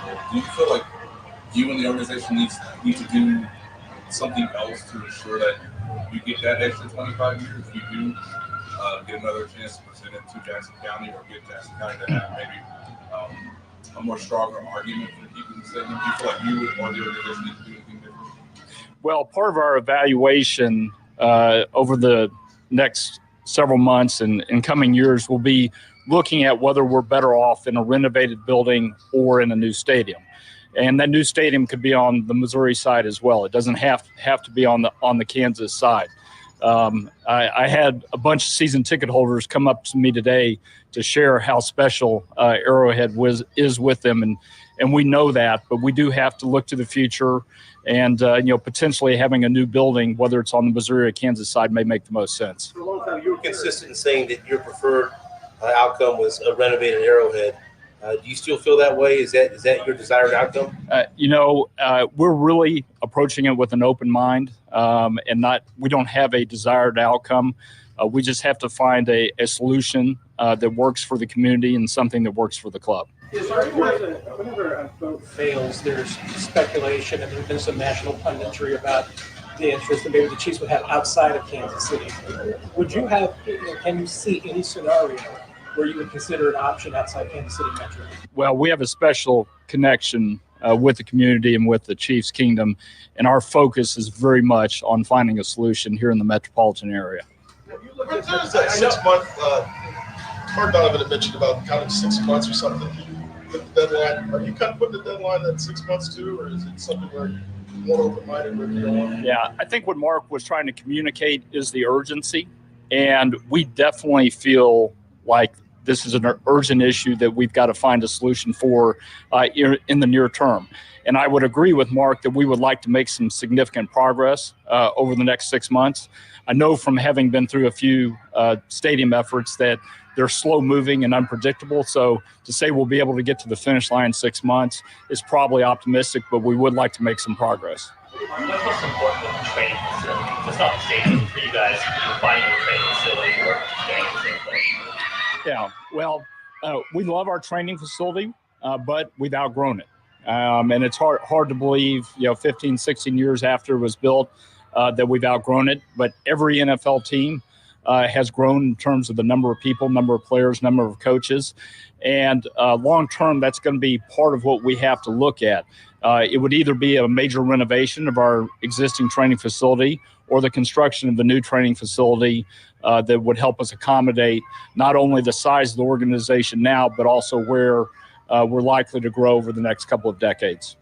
You had an opportunity to look at the possibility of cover Arrowhead Stadium, something that could be rolled or could be put on there. And in talking to the people with the architecture firms, they say it's very doable.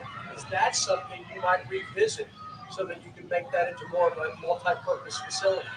Yeah, well, I would say all options are on the table. And as you know, that was something that we considered 20 years ago when we were working on the renovations that took place starting in 2006. I do think we'll look at it again. I mentioned the possibility of a new stadium also on the Missouri side. And I think if we went that route, certainly we would have to look at a dome. Dome gives you an ability to host a lot of other events, which could be important for the community. You said that one of your messages to the team is about the distraction and everything that's going to come with the burden of obviously trying to win an unprecedented straight Super Bowl. Is part of that message in relationship to what happened this past offseason, just the amount of distractions, the amount of things that happened off the field? It's nothing specific to this offseason. I just think that we as an organization can feel it. The players, the coaches, everybody in the organization have a lot of people reaching out to them. A lot of people asking about, the potential three-peat, and really to be successful in the National Football League, you've got to focus on the task at hand, which is the next team you're playing. I also mentioned last night that, like last year, every team we play is going to give us their best shot. Well, when you're the defending champion, that game's really important for the teams that you play. They circle it on their calendar as a chance to take out the defending champion. So it was really more just geared towards managing the distractions during the season, focusing on task at hand, making sure you're present each day and give your very best. And are you able right now to appreciate, as you're starting another camp, what this franchise, the run that you guys have been on? And I know you don't want to look too far down the road, but are you able to really sit back and appreciate what's happening here? We definitely are as an organization and as a family. And I think the 50 years between Super Bowls probably laid the foundation for us to have that appreciation. We were thrilled, 5 years ago to make it to Super Bowl 54 and win it. And certainly hope that there would be more in the future. But I might be lying if I told you I thought there'd be 2 more in the next 3 or 4 years. So it's been a very special period. It's not lost on me. But again, if we get too much into thinking about the past and how successful and how good we've been, we're going to have a really hard time being successful going forward. A couple things, like just your last effort to the voters was so focused on Jackson County. Since obviously the options were expanded, as that time period taught you anything, learned anything maybe about your own preferences, what you'd like to see part of the new stadium, renovated area, specific things different that maybe you thought. Yeah, well, as I mentioned, our goal is to find a solution that's great for the community. I do think a renovated Arrowhead would be a very good solution, but I also think a new stadium and what that could bring to the community in terms of really big events, I think that could be really valuable. And as we go into this process, we're doing it very much with an open mind and to look at all the possibilities. Obviously, we have the pleasure every year of playing in a lot of great stadiums, some of which have been recently renovated. Others are brand new, a lot of dome buildings. And we always use those opportunities to tour those buildings and think about, okay, what could we incorporate, whichever direction we end up going.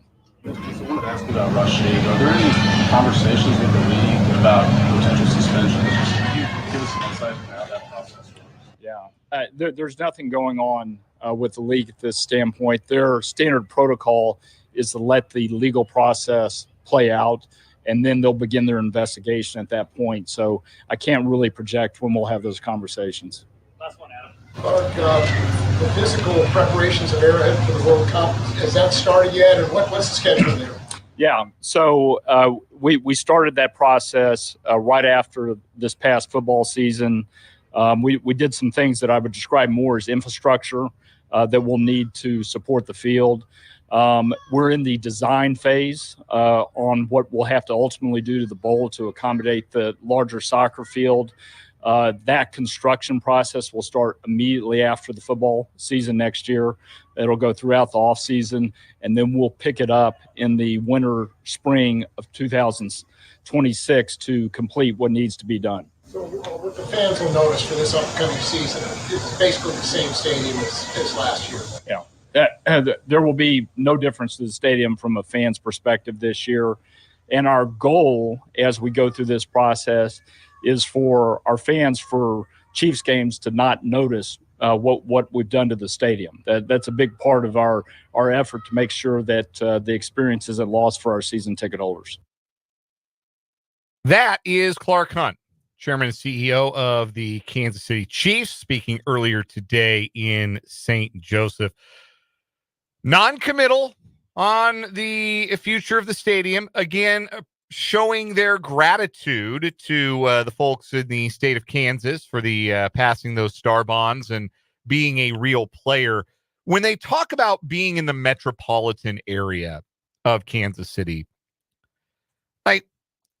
I guess in a technical sense, Legends is in the metropolitan area, but it does not feel like the Kansas City metropolitan area. Well, that's where he the wordage, like the words he used were so precise about, yes, like very intentional with the things that he said. This is technically the metropolitan area. Yeah, technically speaking, yeah, I guess it would qualify. It just doesn't feel like Kansas City, the Kansas City metropolitan area. It feels like the very edge. It feels like maybe where it begins, at least as far as traveling on I-70 anyhow. But so you heard that from Clark Hunt. You also heard him talk about retired numbers and the Chiefs maybe needing to pump the brakes on doing that. The Chiefs, historically, for those who may not be aware or don't know this off the top of their head, they have 10 retired numbers, which is a lot for an NFL team to have. We talked about this a few weeks ago, didn't we? Yeah, I think we may have. They retired 3 for Jan Stenerud, 16 for Len Dawson, 18 for Emmett Thomas, 28 for Abner Haynes, 13 for Stone Johnson, who was tragically killed tragically lost his life due to an injury suffered during a preseason game, so never actually appeared in a regular season game for the team. Mac Lee Hill, who also died young, Derek Thomas, who also died young, Willie Lanier, Bobby Bell, and Buck Buchanan. And a lot of these are like slam dunks. Like, I suppose for Stone Johnson and Mac Lee Hill, it was an honor because of the tragic nature of their deaths. Everybody else on here is kind of a no-brainer in Chiefs history. Like, yeah, you've got to give them the highest honor as a Chiefs player. Well, it's also going to be a no-brainer to retire 15 and 87 and 95. And then you do kind of start to maybe run out of guys that you can honor in a similar fashion moving forward. I always liked what Michigan did. Do you remember this, either of you? Where for a couple of years there, the University of Michigan gave certain players like a jersey patch and gave them a number that was a very recognizable number in program history. Like, they let a prominent wide receiver wear number 21 for Desmond Howard. Yeah. And they have like a jersey patch on. And the reason people remember it, if they do at all, is because Tom Harmon, who was a quarterback there in the 1940s, wore number 98. And they gave that number to Devin Gardner, who was their quarterback. So for a full season, Michigan's quarterback wore number 90. I thought it was Denard Robinson. No, that was Devin Gardner. It was Devin Gardner who wore number 90. Then what number did Denard Robinson wear? 16. He wore 16. Oh, I guess I got him mixed up. I know my Denard Robinson facts. He's my favorite college football player of all time. Like Virginia Tech has one player every game wear number 25. That's Frank Beamer's number. And special teams player typically. Texas A&M has a guy wear the 12 for the 12th man. Like it's very much a college thing.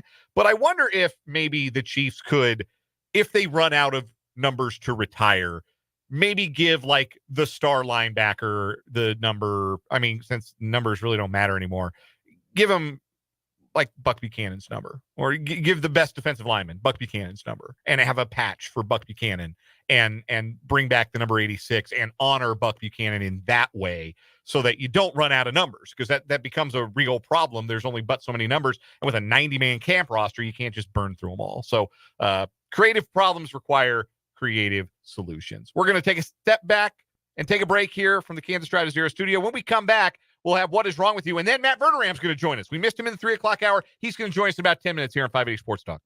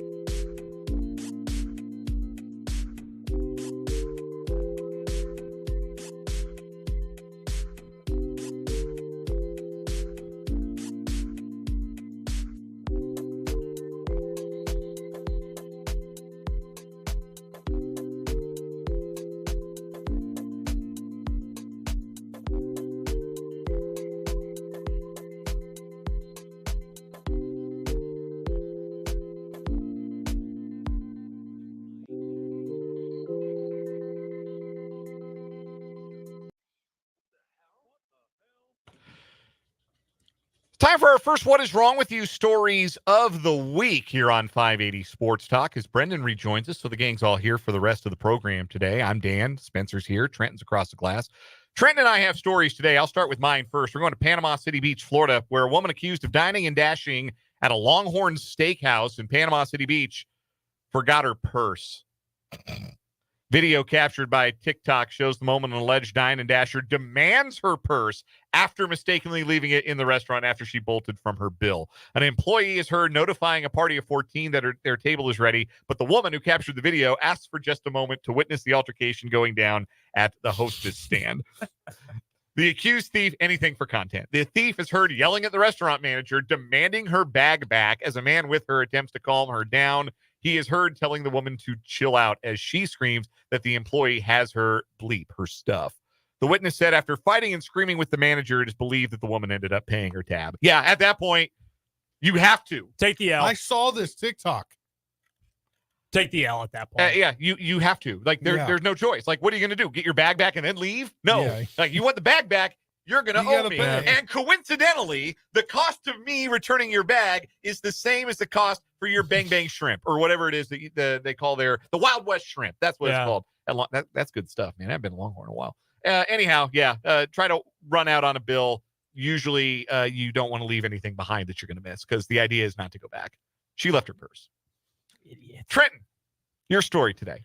All right, back to Florida. Florida man's sword seems like a fishy addition to a fight. Fishermen have a reputation for being the kind of down-to-earth people who might have a fight or two while working, but a Florida man recently took that to a whole new level by severely injuring his coworker during an altercation at the docks. Frank Osmus began the fight by hitting Garth Spacek over the head with a beer bottle. The severity of the attack speaks for itself. However, it's not especially shocking occurrence among fishermen. Fishermen who drank on the job, like Frank and Garth, are honestly a bit more prone to such events. However, what came next might be a first. Frank made his way home after hitting Garth over the head with the beer bottle, but Frank fumed and let his anger build. The Florida man didn't have much on hand to use his weapon. Garth might have grabbed a sword to duel with Frank if this had occurred in the midst of ancient history, but lacking such, the Florida man did the next best thing. He grabbed a swordfish. Garth, being a skilled fisherman, had no trouble taking the most noticeable asset from the fish and made his way to Frank's apartment.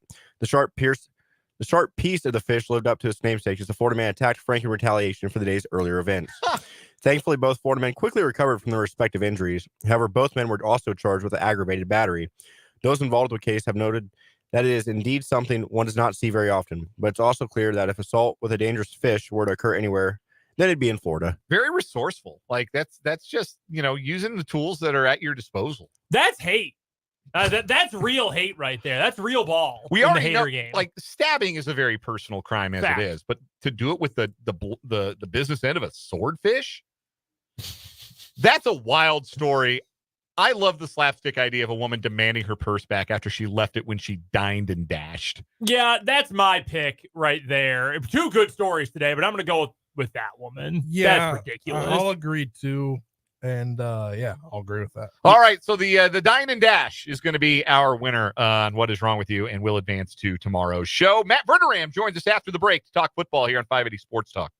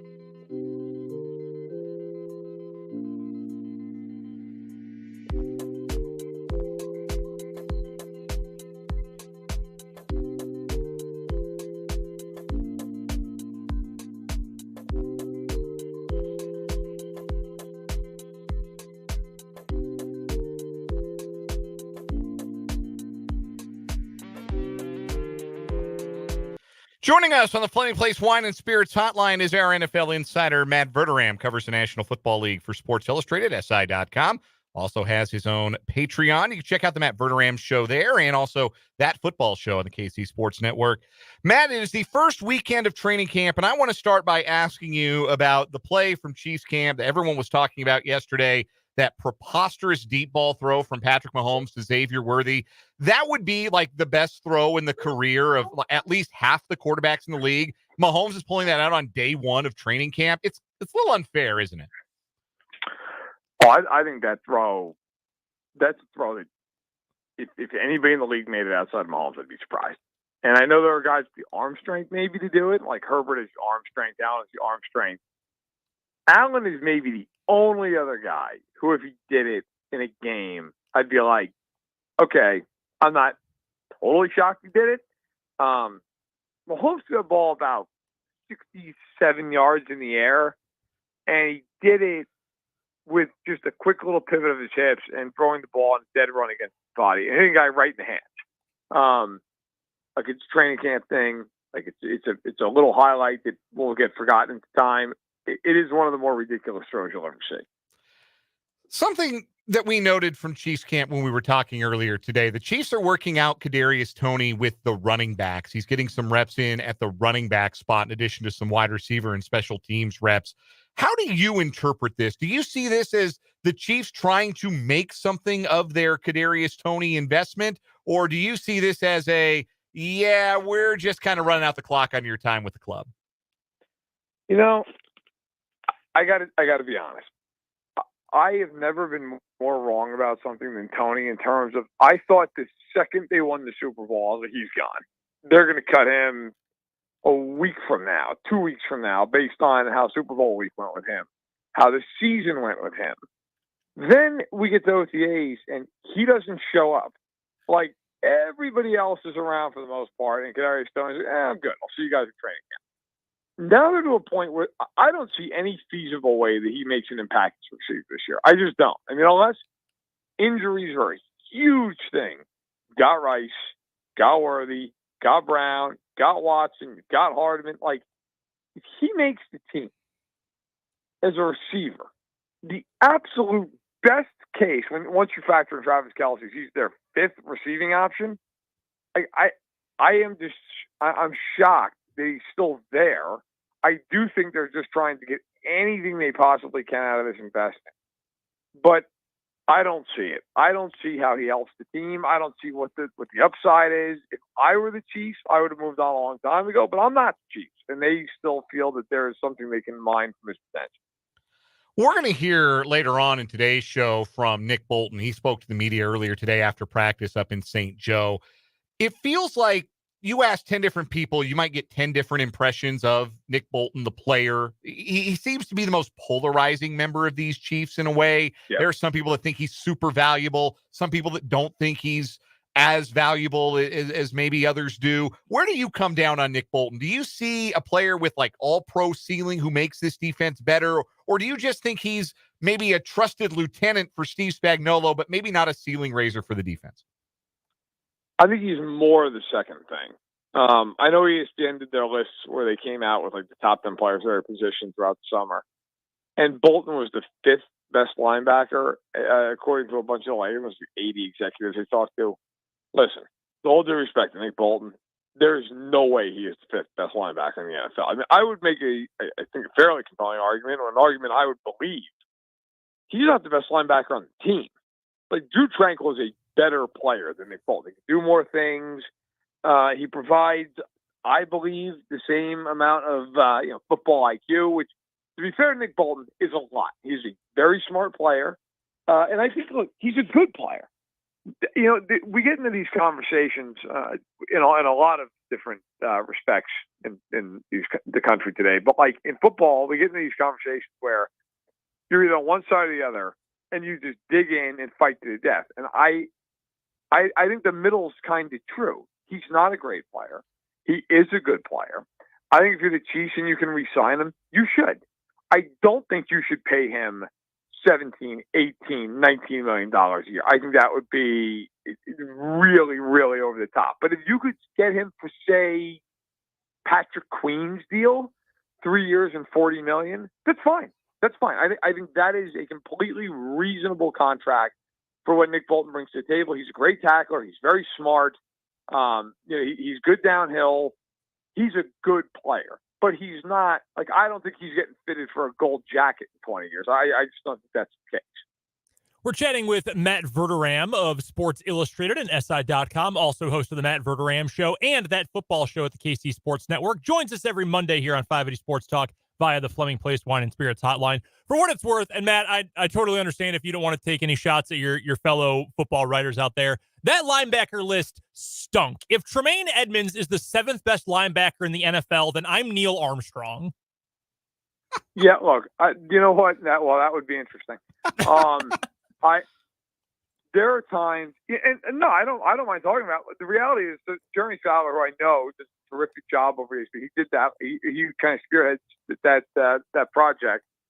And look, I've been in Jeremy's shoes where you talk to people in the league, and you get an answer from even in some cases. And again, I have been there more than one person. Excuse me, where you sit there and go, I don't know, that doesn't seem right, but that's what I'm being told. Don't shoot the messenger, so to speak. And then, you put that out there and people go absolutely berserk. I remember, God, it was a couple months ago, maybe not even. I wrote a piece about Tua Tagovailoa, and I had like 6 different sources in the league, a bunch of coaches. And the coaches all pretty much uniformly said, yeah, we don't have any fear of him. We don't really respect him. We're not scared of him at all. We plan for the speed. We plan for McDaniel. And there were some Dolphins fans who got really annoyed with me. And I was like, look, don't get mad at me. Get mad at the people who I think, frankly, are correct, who sat there and said, hey, no, you know what? Really, he's fine. He's a guy. So I was surprised with that list, but that's what people told him. Hey, what are you going to do? I want to ask you a question, Matt. In fact, it's the same question from 2 different angles. I was asking Dan this a little bit earlier on the show. Among teams that have legitimate expectations this year, teams that think they can make the playoffs, maybe even make it to or win the Super Bowl, right, in that group of teams, who is the most desperate team entering 2024? It's a good question. Well, I guess when you look at it from that perspective, you could argue it a lot of different ways. I think San Francisco's got to be right at the top. The 49ers have benefited for years from having a quarterback who is very cheap, and that is going to end reasonably soon. Now, even if they were to extend Purdy, he's eligible after this year. The huge money wouldn't kick in for a few years, but they've got a lot of guys coming up for free agency the next couple of seasons. A lot of guys. You basically name any great player on that team, not named Christian McCaffrey, and he pretty much applies. Or Bosa. All the rest of the guys are all hitting free agency in the next year or two. So I would say that team is a team you look at and go, hey, look, they're going to pay a ton of guys. They can't pay them all. At some point, it's going to be very, very, very hard to keep that team together in any reasonable way to win a Super Bowl. And the other one, quickly, I'd point at, and I guess it depends on your definition of whether or not they're a Super Bowl team, is Buffalo. Now, I don't think the Bills can win a Super Bowl this year. I do think they're going to win the division. But even with them kind of retooling, the pressure on the Bills, especially locally in Buffalo, it's there. I mean, that is a team that has had a lot of bites to the apple. They've had a lot of expectations. They haven't done it. Like, if they go 9-8 and miss the playoffs, nobody in Buffalo is going to look at that and say, oh, well, we were retooling. Like, everybody's going to be on the hot seat, if not flat out fired. I think McDermott would be, Bean maybe not. It's going to be a lot of pressure for some of these teams. The other half of the league, the teams that have long shot playoff hopes or flat out are just going to stink this year, which of those teams is the most desperate? Like, I think Denver makes sense. I think the Giants have to have a lot of desperation because they are still going to start Daniel Jones, at least to open the year. And, man, if they don't look markedly better, I have to imagine there's going to be a lot of pink slips in New York. It's funny. When you asked that question, the first thing that jumped to my mind was the Giants. And for all the reasons you just mentioned, look, I think if they're a disaster this year, like if they go 5-12, is everybody gone? It's possible. Right? I actually think Dable's a good coach. Just has had absolutely no shot with this quarterbacking situation. And Mara is an old school owner, pretty patient, but I think the pressure to move off of everybody would be so overwhelming. And being from that area of the country, I think he'd probably end up firing everyone. And I got to tell you, the other team I thought of, and maybe you could argue this team should be on the other side of the bracket, is the other team that plays in MetLife Stadium. Like, I just don't believe in the Jets. So maybe you could say, well, they should be on the top side of it. To me, if the Jets this year go out, and Rodgers is what he was the last year he was in Green Bay, which is not very good. Okay, for anyone who forgets, and it was years ago, he was not good. If he's like that, and they've got, Mike Williams and Tyron Smith, they're beat up, it doesn't work out. Who knows what's going on with Reddick? Does he continue to hold out? How does that play? I mean, if they go, let's say it's just 8-9, like they're not a total disaster, but they're 500. They don't get.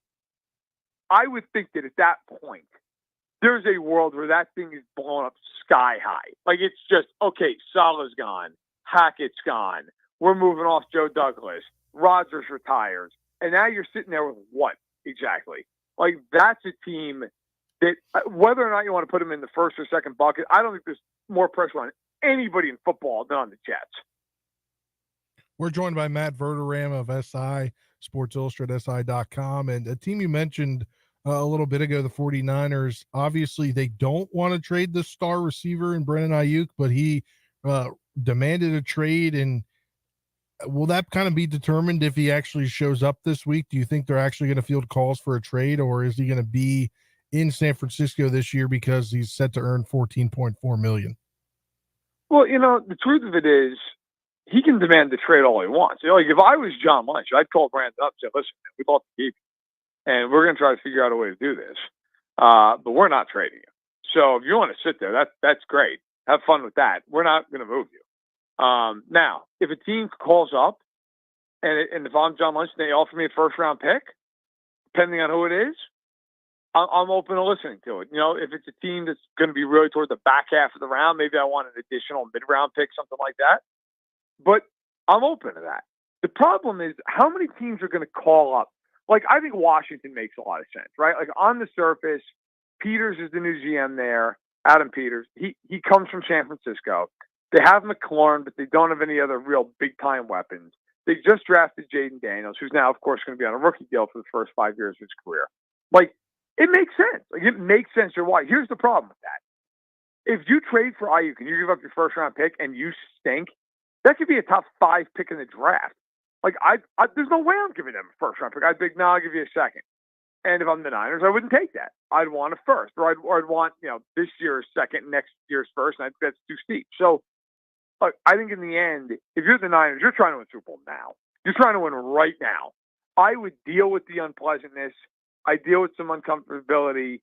I would try to sign him, by the way, genuinely. I would try to pay him, and I'd try to move off Deebo Samuel after this year.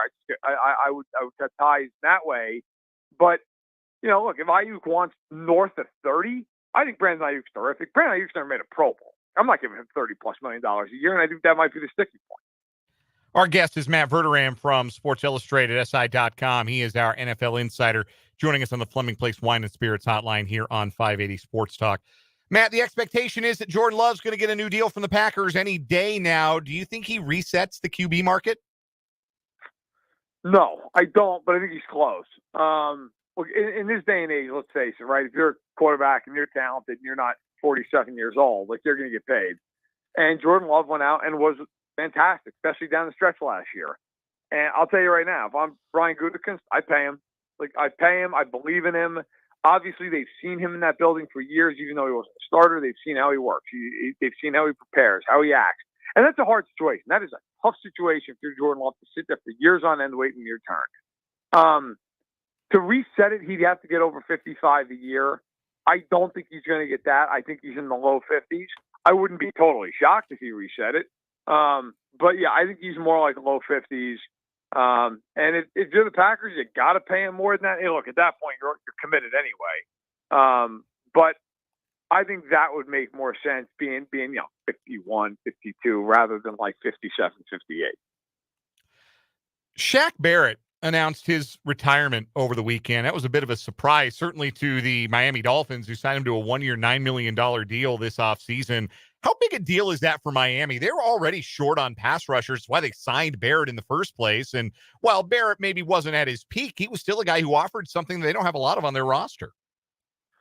I got to tell you, good for Shaq Barrett. Can you imagine being able to just say, I'm good on $9 million. I'm good. I don't need it. Not me. I'm just going home. Like I mean, the things that most people would do for $9 million.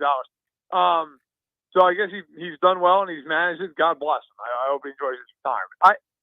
Look, if you're Miami, it's a problem, and that's why they're looking at Ogba now, and they're looking at Yannick Ngakoue.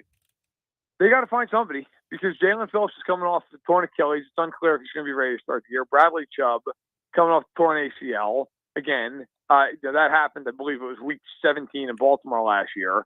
So that is going to be tough for him to be ready week 1, and he has had a lot of injuries in his career.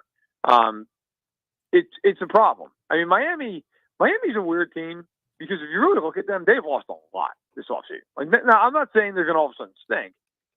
They've lost a lot of guys. They've lost pieces off the offensive line. They lost Anthony Kinkle. They lost Rob Baker. Chubb and Phillips, they didn't lose, but they're probably not going to be able to start the year. Xavier Howard's gone. Brandon Jones, one of the safeties, is gone. They brought in Jordan Poyer to replace him. Poyer, I think at this point, is more of a name than he is really a difference maker. They did bring in Jordan Brooks, who I like. He's a good player from Seattle. But, yeah, I mean, this is a Miami team that they need everybody. They need their guys. They need to be healthy. And defensively, you're switching coordinators again. This is the third different coordinator you've had under Mike McDaniel. I mean, they are not having a whole lot of continuity on that side of the ball in Miami. So to lose a guy who you were banking on being there, who's at least going to be a veteran presence, yeah. I think for the Dolphins, does it change the whole season? No, probably not. Does it hurt them? Yeah. Matt Verderame covers the National Football League for Sports Illustrated, SI.com. Check out his Patreon, The Matt Verderame Show. Find him on Twitter, @Matt Verderame. Hear him every Monday here on 580 Sports Talk. Matt, always a pleasure. We'll talk to you again next week. Sounds good. Take care. That is Matt Verderame. And that wraps up the 4 o'clock hour. We've got one more hour to go on this edition of 580 Sports Talk from the Kansas Drive to Zero studio.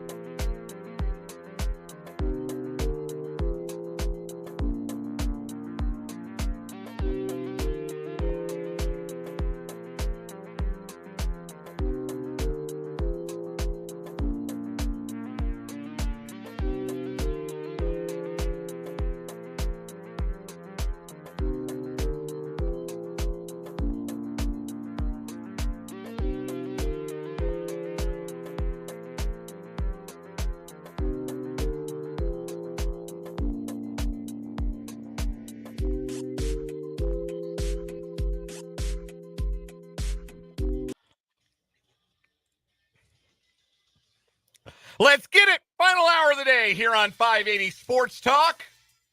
The gang's all here. Dan Lucero, Brendan Wrzinski, Spencer Dupuis, and summer intern Trenton Craxner, our producer engineer. We've got you for one more hour today, and we'll have a little overtime for you as well. Take you up to 6:30 when we'll hand things off to the Royals Baseball Network for pregame coverage of Game 1 of the Royals 3-game interleague series at Kauffman Stadium. The Arizona Diamondbacks, the defending National League champions, are in town for a 3-game set.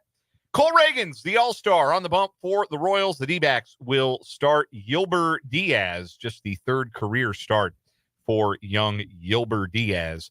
Pre-game again at 6:30, and the first pitch at 7:10 from the K tonight, right here in your home for the Royals, 580 WIBW. Still to come on this hour, we moved Steve Spagnuolo and Nick Bolton. We're still going to hear from them a little bit later on here in this hour. We also have to hear all about Spencer's Kauffman Stadium review. We've gotten his Arthur Bryant's review. That was a big thumbs up. Naturally, nobody who's never been there is surprised to hear that. It's so good. It is really good. I can go for some right now.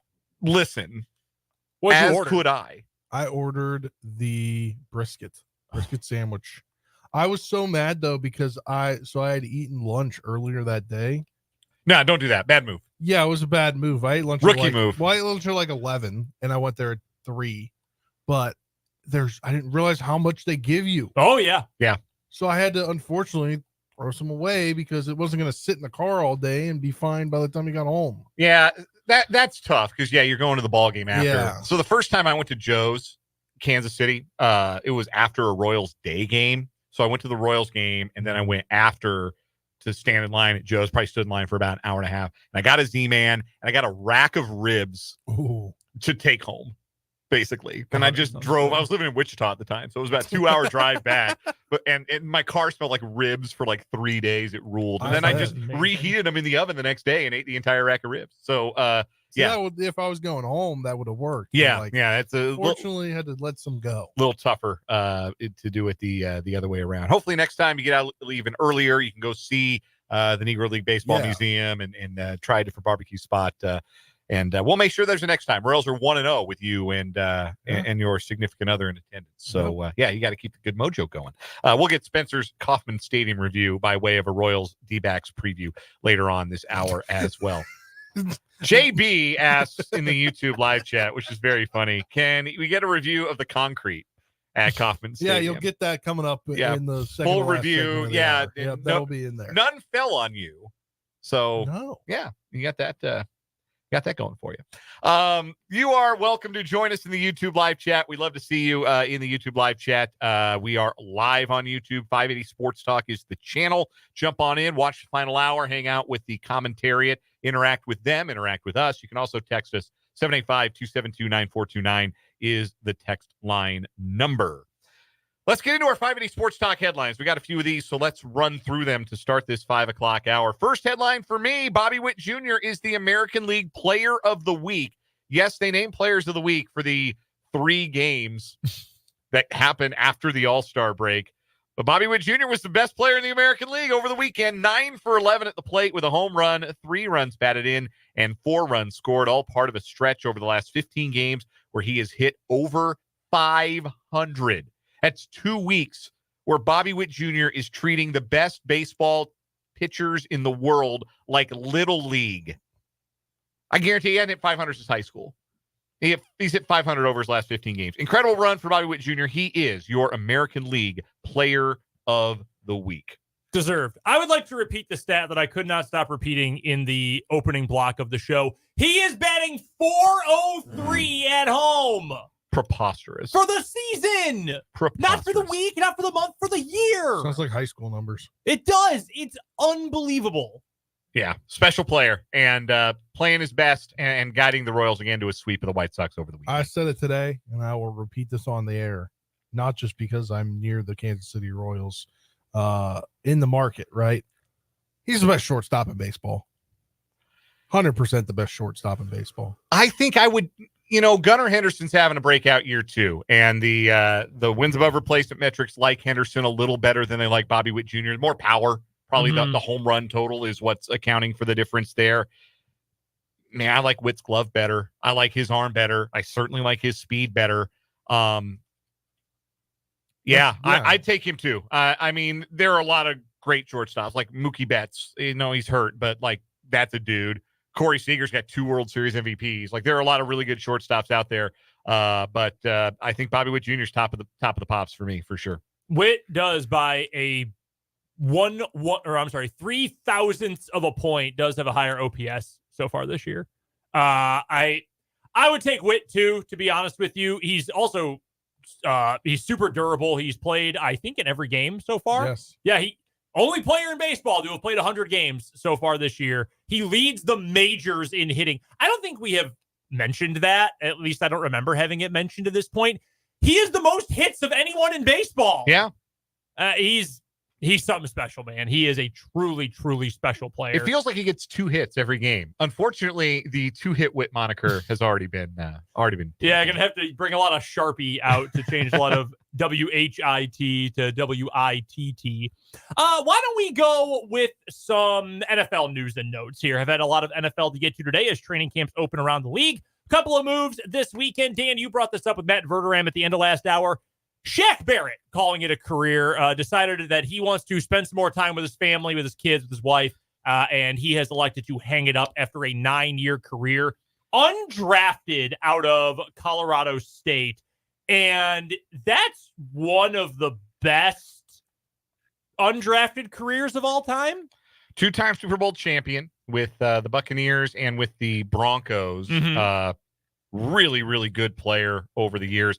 Also dealt with some personal tragedy. His 2-year-old daughter drowned in a terrible accident a couple of years back. And I'm sure that probably reframed his idea of what's important, his priorities in life at the time. So if anybody has earned and understands the importance of setting football to the side, going home to his family, I'm sure Shaq Barrett has 59 career sacks, 400 career tackles, and 73 tackles for loss.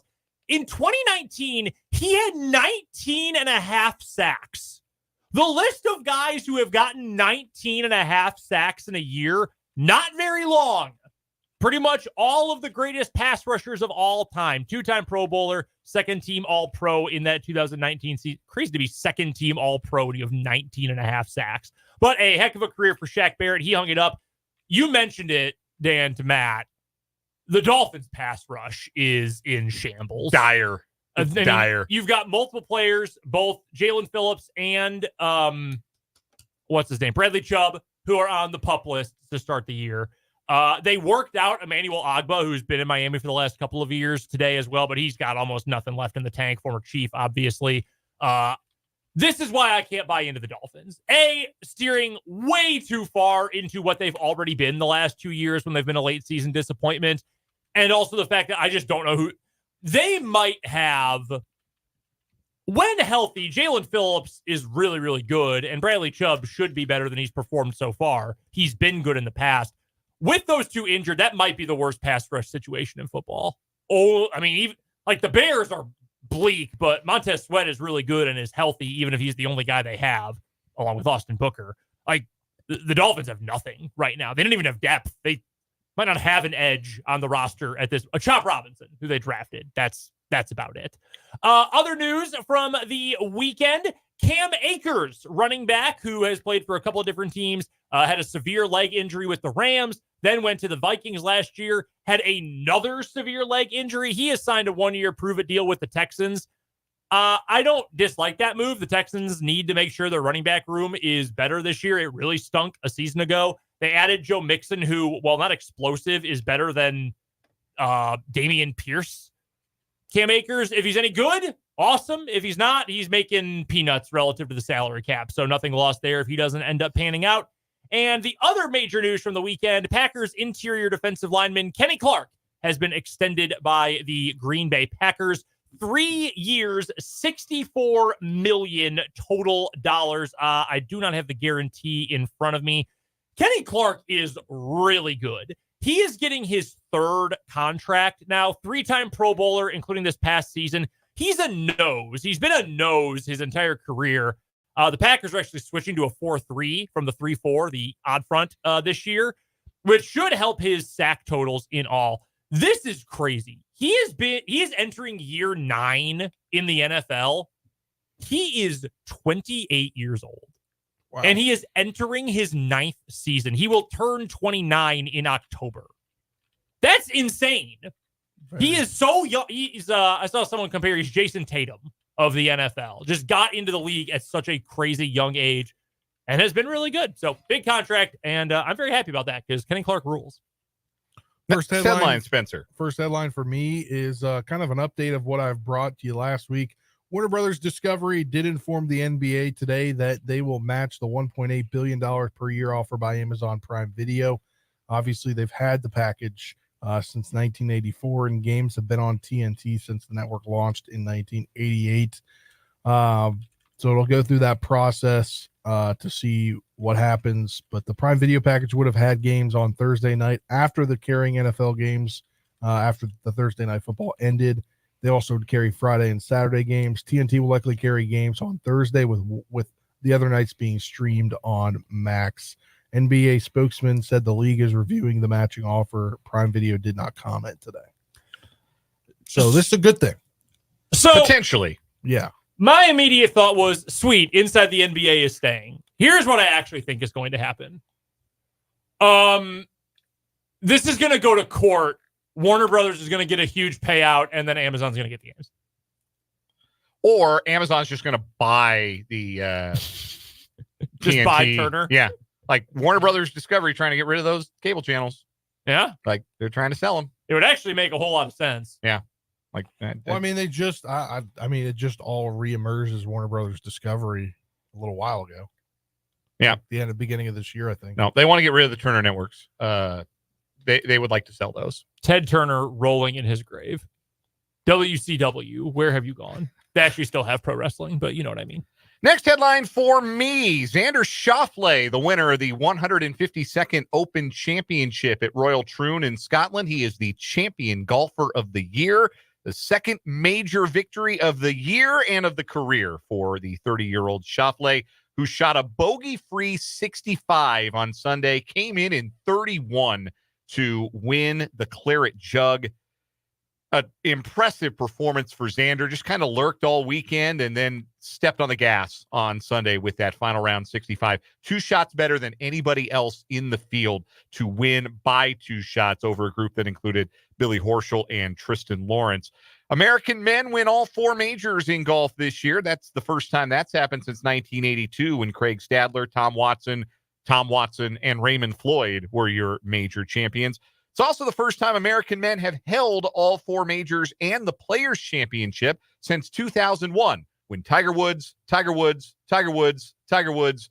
Woods held all 4 of those championships. It's a tough Sunday for Gary Woodland, the professional sports franchise of Topeka, Kansas. He struggled to a 77, finished the tournament 9 over par for the 4 days in a tie for 50th. He was inside the top 20 after Saturday's round, but had a rough go of it on the final day and finished in that tie for 50th. I mean, with how nasty the course was, we had a text on the Top City Metal Supply text line earlier that said their ugly for the weekend was the course conditions and the weather at Royal Troon. I dispute that. That was exactly what every Open Championship should be. I want to see guys hitting drivers into par 3s and coming up short. That rocks to me. That is extremely good. I loved watching those golfers struggle with the rain and the wind, especially on the back 9. And it did. It took a bite out of some of the best golfers in the world. Even failed to make the cut. And Saturday was probably the worst weather day of them all. So yeah, it was a tough weekend. And the winner, like this, that's a big boy championship for Xander Schauffele, who now all of a sudden, like, we started the year thinking maybe Scotty Scheffler's the best player since Tiger Woods, and now the question is he even the player of the year in the PGA Tour? Because, yeah, he won 6, but he only got the 1 major, and he finished in a tie for 9th at the Open.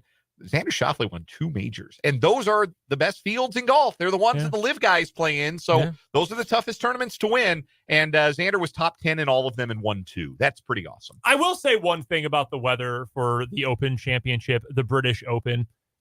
If you go to Troon on Wikipedia, of all the pictures of the city and its various elements that are on its Wikipedia page, almost all of them have bad weather. It's all ugly and gray. There's like 3 pictures of blue sky, and 2 of them also have clouds in them. Like, that's just what weather is like over there. It's always nasty. I lived there for 4 months.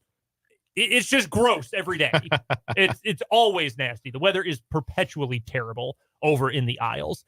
Next headline for me today. Why don't we go with the Olympics today, shall we? USA basketball.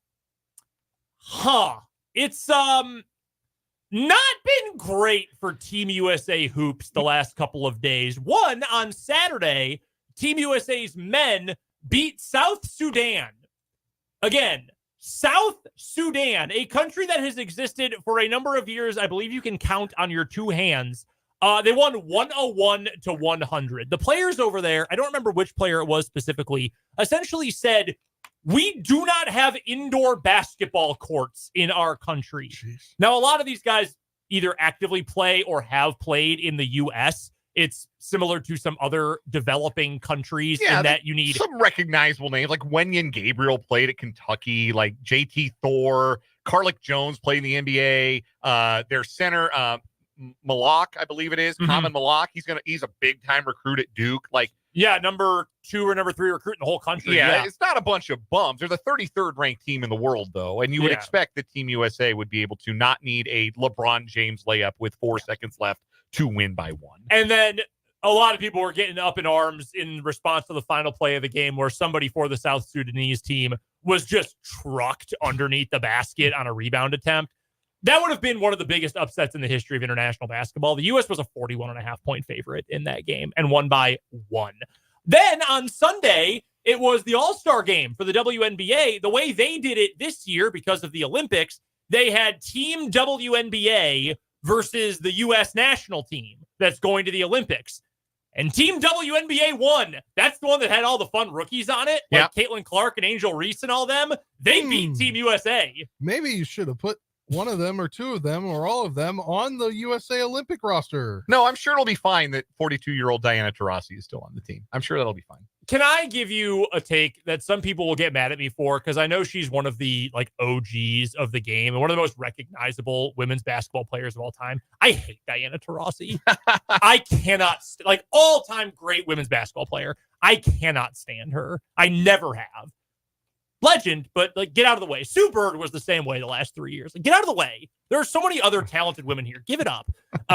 Anyway, that's somewhat beside the point. Then today, the U.S. beat Germany by 4, 92-88, because again, in the fourth quarter, LeBron said, I ain't doing this bleep again. And he just took over. It's wild that 39-year-old LeBron James is head and shoulders the best player on Team USA. Well, the team has, so if you Google Team Germany, you get their soccer team. I would like their basketball. They got Dennis Schroeder, Daniel Tice. They got some NBA guys. They got the Wagners. Yeah, I think the Wagners play for them. Yeah, got they're fun too because they have their first names on the back of their jerseys. You know who else is on Team Germany? Nick Weiler-Babb. Remember him? Yeah. Iowa State great. Yeah. Yeah, he's currently playing over in Germany as well. Steph has played well, but other teams just double him all the time because for some reason a team coached by Steve Kerr doesn't shoot many threes.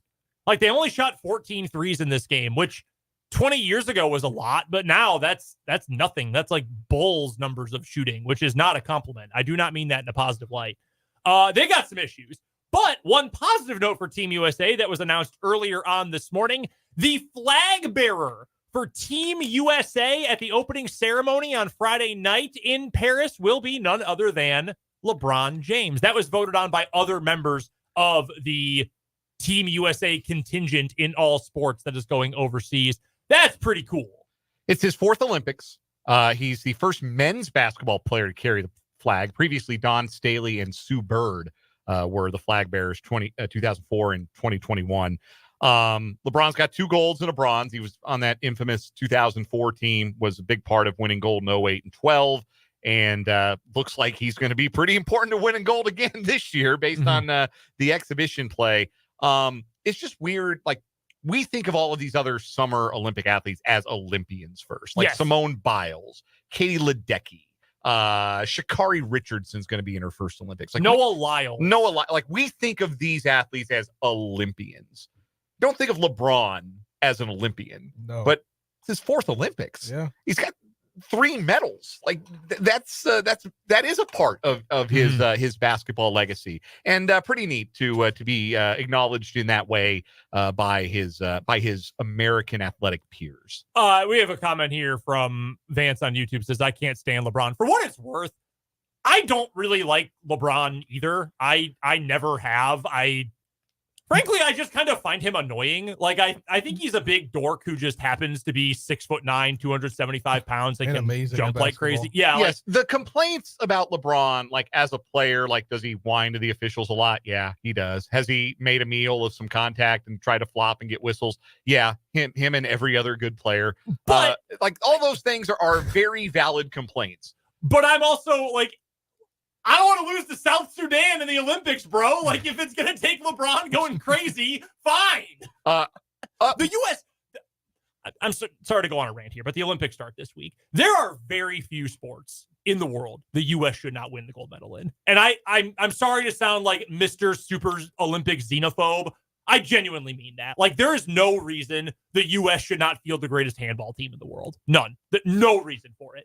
The amount of money and energy we put into especially team sports in the U.S., like table tennis, we're never going to win. Like we're never going to win that. Gymnastics, we've got a really good team, but China and Russia are really good teams too. We've won golds in that. Yeah, there is no team sport the U.S. should not win the gold medal in, and I genuinely believe that because of the energy we put in. Like we care about sports in this country more than like anything, which good for us. We have a lot of advantages. advantages. It gives us a career, yeah. But like. Prove it. Go win. And we always do win the most gold medals generally anyway. Prove it. We should win everything. And I know I sound mega xenophobic there, but it's true. That's going to do it for our 580 Sports Talk headlines. When we come back, we'll hear from Nick Bolton and Steve Spagnuolo from Chiefs Camp earlier today. From the Kansas Drive to Zero studio, it's 580 Sports Talk.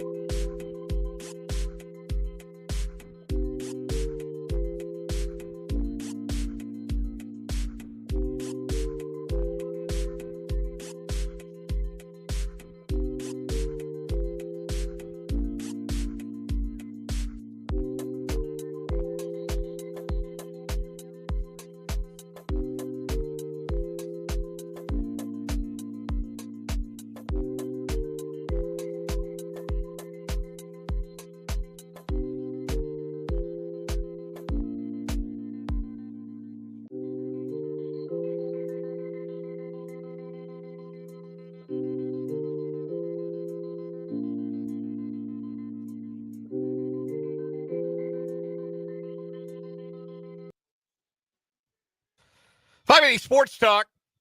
Dan, Brendan, Spencer, Trenton. 5:31 on this Monday. Lots of audio from Chiefs training camp. Earlier today, you heard from Andy Reid and Chris Jones, who spoke yesterday. Also heard from Chairman and CEO Clark Hunt. Defensive coordinator Steve Spagnuolo spoke to the media earlier today. Had some comments on replacing L'Jarius Sneed, possibility of some scheme changes. Also spoke about Spencer's guy, fellow Marshall alum, Nazeeh Johnson. Let's go. And Felix Anudike Uzama as well. Some good stuff from Spags. Without further ado, here he is. Tried the ball loose a little bit against starters. Can you talk about that? Well, it was emphasized last night in the meeting because I didn't feel like we got any yesterday. I don't know if you guys were here yesterday. There weren't as many reps yesterday, but I did think that the defense kind of took it up a notch. Good observation. You can't hit. You need to do things like that. Yeah. Well, I mean, we're always talking, we chart the number of punch outs or attempts to punch out because we just feel like if it's ingrained that it'll show up on game. Now, last year we didn't get as many as turnovers, fumbles as we're used to. So it's been a big emphasis. And now I tell you what, the other thing that happens, I always say this, is it makes your offense better too. Because if they know our guys out there are going to be doing this, then they're going to tend to be high and tight. So if you're running Joshua Williams, opposite Trent McDuffie, is that a product of Jalen still being out, or is it kind of his job to lose, or is it an open competition? No, it's pretty open. So you really got fighting for that. You got Josh, you got Jalen, you got NJ. NJ, he would have had an interception today. To your point, he was set to make it, but he's been coming on. He was injured last year, but I think it's wide open, and I think all three of those guys know that.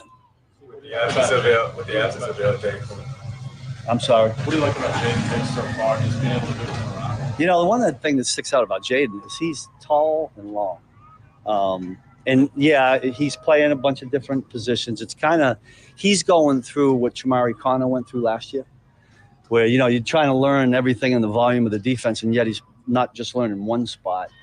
There's, Jay Reid, we're not going to have for a little bit here. And so it's a blessing and a curse, right? Jay Reid doesn't get the reps, but somebody else get those reps. And right now it's Jaden that's benefiting from it. With the absence of LJ from last year, Absence of? L'Jarius. Yeah. Is Trent kind of stepping You just killed him. No, yeah. Is Trent stepping into that leadership role? Yeah, we'll see how that goes. You guys know that almost every game we had LJ travel with the quote-unquote top receiver. Whether we do that or not with Trent, we'll see. It'll just be a game-by-game plan. We'll see who the other corner is, who the nickel is. There's still a lot of unknowns right now. We got some work to do back there. We certainly miss LJ. I miss him every day. LJ's irreplaceable in the sense, be hard for one player to fill in. How much of replacing him will be scheme versus someone in particular taking those roles? Yeah, some of the scheme might change because we'll see if we have somebody that's going to step up and serve that particular role. If we don't, we go in another direction, find another way to do it. You guys know, in the years we've been here, we didn't always every game travel a corner. Sometimes we did. We did it a little bit when Travarius Ward was here. We did it with him, but it'll be a game-by-game thing. You mentioned NJ. Can you talk a little bit about how he looks now compared to before he got hurt last year? Because you were really raving about how good he looked before That's a he got good hurt. point. You got a good memory. I thought he made a lot of plays last year during this camp. I forget exactly when he got hurt. I know we were indoors, but it was a little ways, right? We had some. The reason I remember that is because, we as coaches, we use a library of tape. When I'm sitting there talking about technique, and I know just last night there was one on there of NJ last year making a really good play. He's getting there. He's a little rusty just because of all the time he had off. It's been a full year.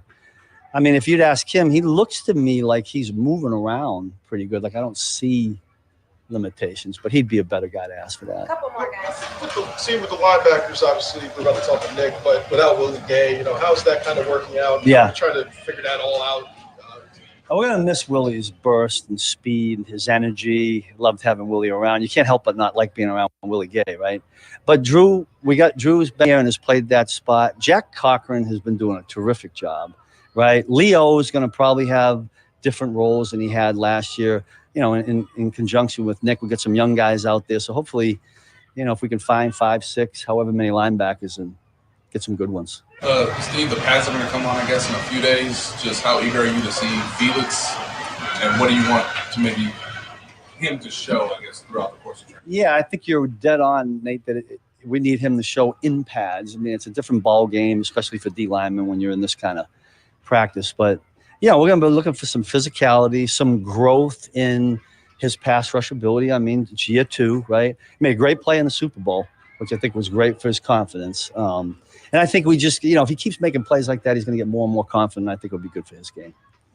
With Justin being injured, know he's still out there. How much you relying on him to use his voice a little bit to be a coach? Yeah, I mentioned that. I told him, we can use this as a positive and just have him dig deeper into the playbook, like not just learn his position, learn the others. He does that anyway. I mean, you guys know Jay Reid's a pretty sharp dude, but he's going to have to stay in tune. Him and Jalen. If you notice, they can't be involved in anything. But I noticed it today when we're doing a walkthrough. They're back there and physically in their mind and moving around into it. That's really important.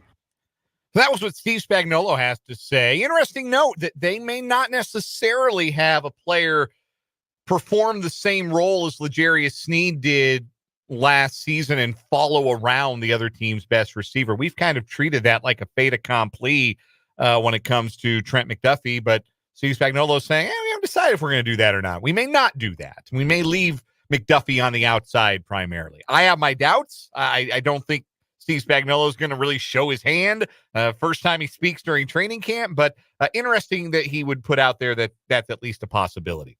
Speaking of the Chiefs defense, Nick Bolton also spoke to the media earlier today. First time we've heard from Nick since the end of last year. Here's what the middle linebacker had to say. Losing Willie Gay and L'Jarius Sneed and Mike Edwards, besides what they gave on the field, how much do you lose in leadership and how much of that guys like you have to step in and fill that void? Yeah, man, I think those guys, obviously, they mean a lot to our team. They're a huge chunk of our personality, but that personality changes year to year. We got a lot of guys that have been waiting to thrive in these moments. Brian Cook, Chamari's evolving in his role. Jay Reid's coming back. We got Drew that came back from last year. Leo's kind of emerging as one of those guys, being a little bit more vocal as he gets more comfortable. So I think it takes a little bit of everybody to kind of build a personality of a team. And I kind of think that's what training camps for. You find out what your personality is, find out what your DNA is, and find out what you're made of. You're entering the final year of your deal. You've been an integral player for this team. Just where do you stand on when you want those talks to happen? Is it something you guys put aside, or do you think something could happen in the coming months? Man, I think it's just time taking it day by day.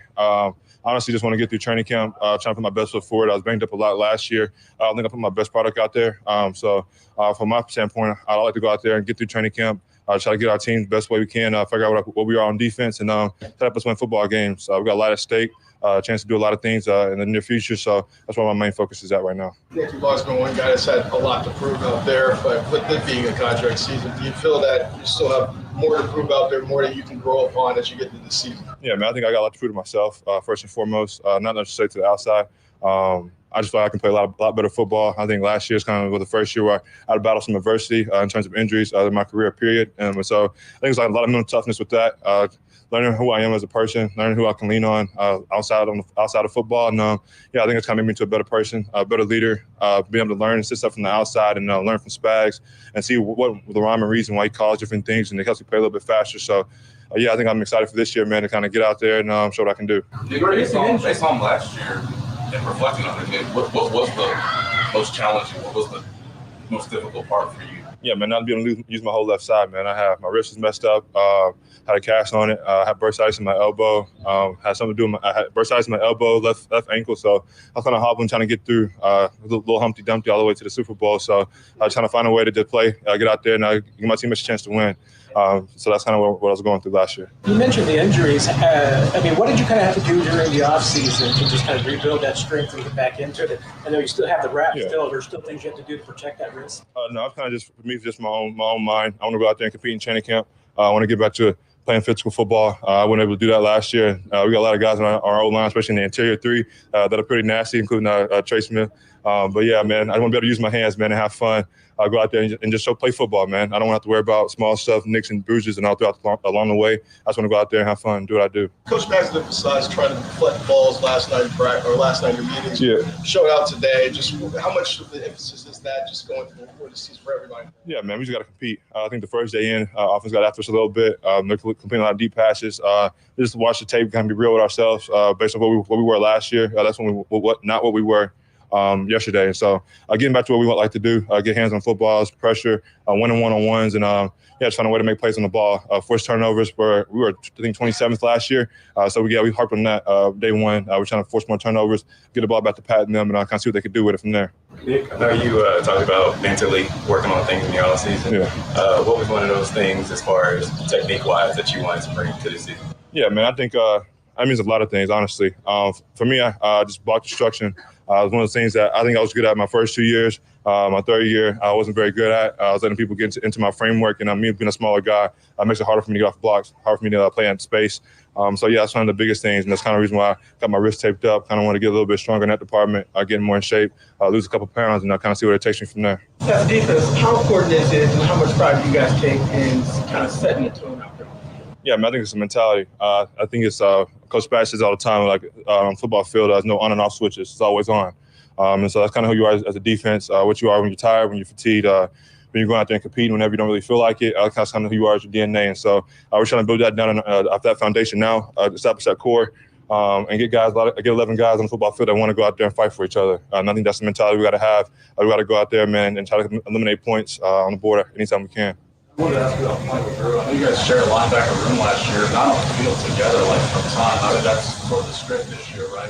What's it like seeing him in year two and just playing side by side? Yeah, man, I think we're both more comfortable playing by side for sure. There's some stuff he sees that can help me out, and I see stuff a little bit different than him, and kind of just bouncing knowledge. I think it's one of the biggest things you can do as a linebacker. We all deem each other to be pretty intelligent guys, but there's some stuff that he's seen and experienced that make more sense to do it that way, and there's some stuff that I see that I can do it a little bit better this way. So just bouncing knowledge is not really right or wrong. Just kind of just figure out how you feel comfortable playing with each other and trying to go out there and have fun. I think he's a very humble guy, man, but that dude's smart.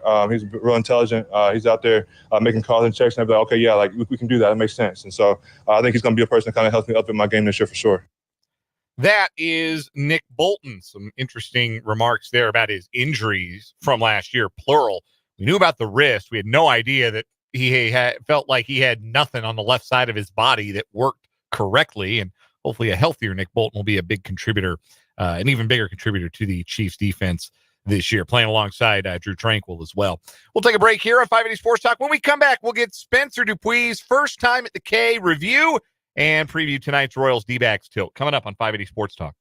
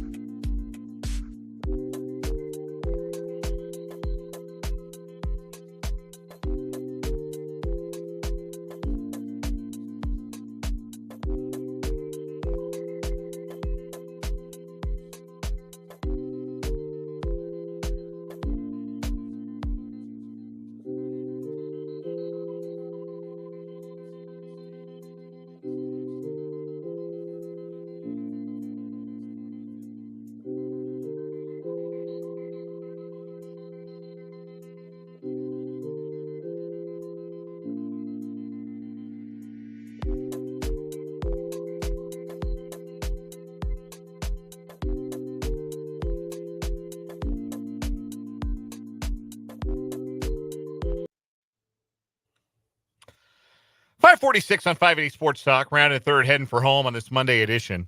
For those hoping to hear the third installment of Name That Guy in this time slot, we've moved it to tomorrow. So hang tight. We will be remembering some guys on tomorrow's edition of 580 Sports Talk. We will see if we can have a clean champion after Brendan and I split the honors last time around. I'm very much looking forward to that. I know Trenton's going to have something cooked up for us. A whole another day to get in the lab, in fact. Can I bring this to our attention real quick? We'll get to Spencer's day at the K real fast. The Bengals are incredible. Their front office refuses to ever beat the allegations. Bengals president Mike Brown on a potential contract extension for wide receiver Jamar Chase.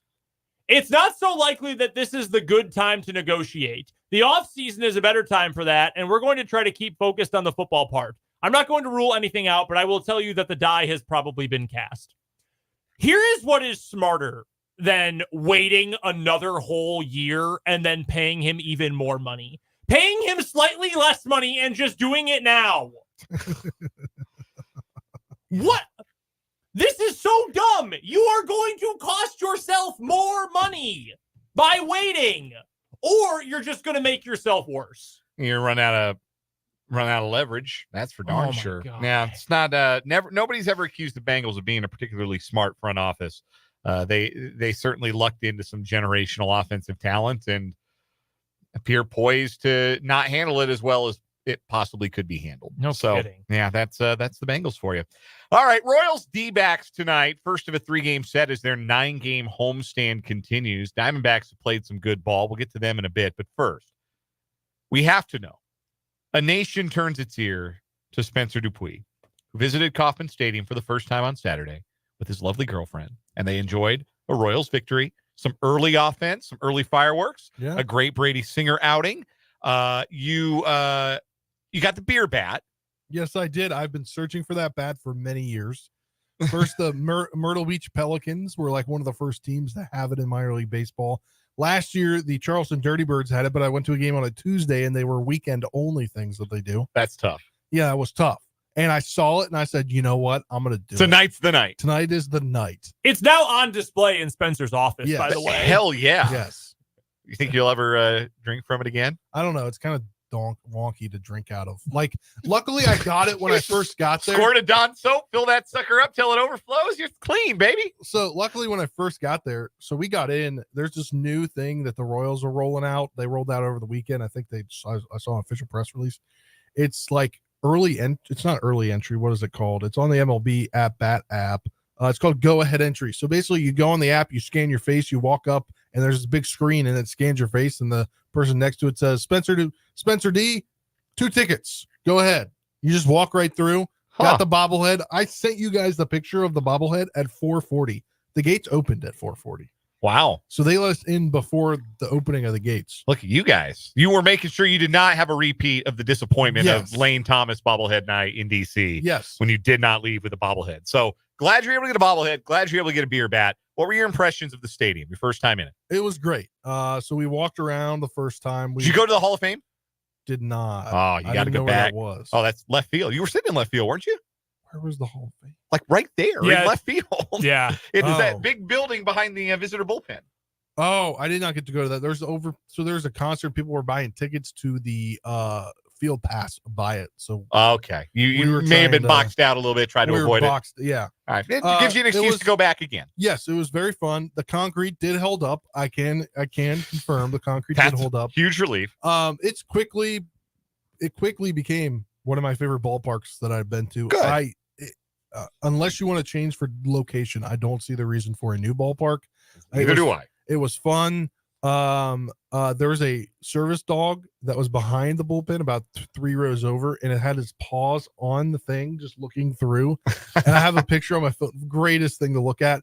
Didn't know the bullpen phones actually rang, so you could hear them. Heard the bullpen phone ring. Oh, that's how close you were sitting to the bullpen. Yes, literally like there. A guy two behind me. He actually played Little League with one of the White Sox bullpen guys. Didn't even know it until the guy was standing up in the 8th inning. That's funny. No way.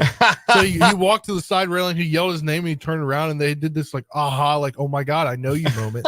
So that was pretty fun to be there for. But it was all around fun. I definitely want to go back soon. Did you see Pasquatch? Did Pasquantino had an RBI early in that game, did he? Yeah. Did he pop out there? We had a question from the 785, the Top Females Play text line. Did you see the Pasquatch? No, I did not. Okay. The Pasquatch is literally someone who dresses up like Sasquatch, and when Vinny has a big moment, he walks around down the hall. If you were down by the bullpen, you would have had to really crane your neck. Yeah, to I did see not him. notice, You but might have I been, will you might say have been hard to see. concessions there, very good. There's a lot to go around. Yeah. Beer prices, amazing. Yeah, We'll some of the better around, ones in baseball. Would go back just for the price of the beer. My kind of guy. So Spencer Dupuis gives Kauffman Stadium 2 thumbs up. Great offense, great pitching. Yeah, it was a great game to go to. Game. Couldn't have said anything Great else. series, and now the Royals try to build off that with the defending National League champs in town. The D-backs have played better ball of late, but with the caveat that that was against the Cubs, who were kind of stinky. Sorry, Brendan. No, we suck. It's fine. They've won 12. I'm used to it. They've won 12 of their last 17. Gilbert Diaz on the mound tonight for the D-backs. That's not a real name. 2 career starts, both of them 6 innings, 1 run allowed. So a 1.5 ERA entering tonight. Royals, of course, will start their all-star lefty Cole Reagans. Good news for the series. The Royals are going to duck Arizona's 2 best starters. Zach Gallen and Brandon Pfaadt threw over the weekend. So Royals won't see either of those guys. And everybody else for the Arizona staff, kind of lousy. Arizona's 13th in the National League in earned run average. They are second in the league in runs scored, though, so a challenge for the Royals' arms to keep that lineup in check. First pitch, 7:10, pregame 6:30 tonight here on the Royals Baseball Network. Is everything okay? Yeah, I just dropped my phone. All right. I was trying to make sure I turned my mic off before we went to break. We're gonna go to break right now. We'll come back with the final word on 580 Sports Talk.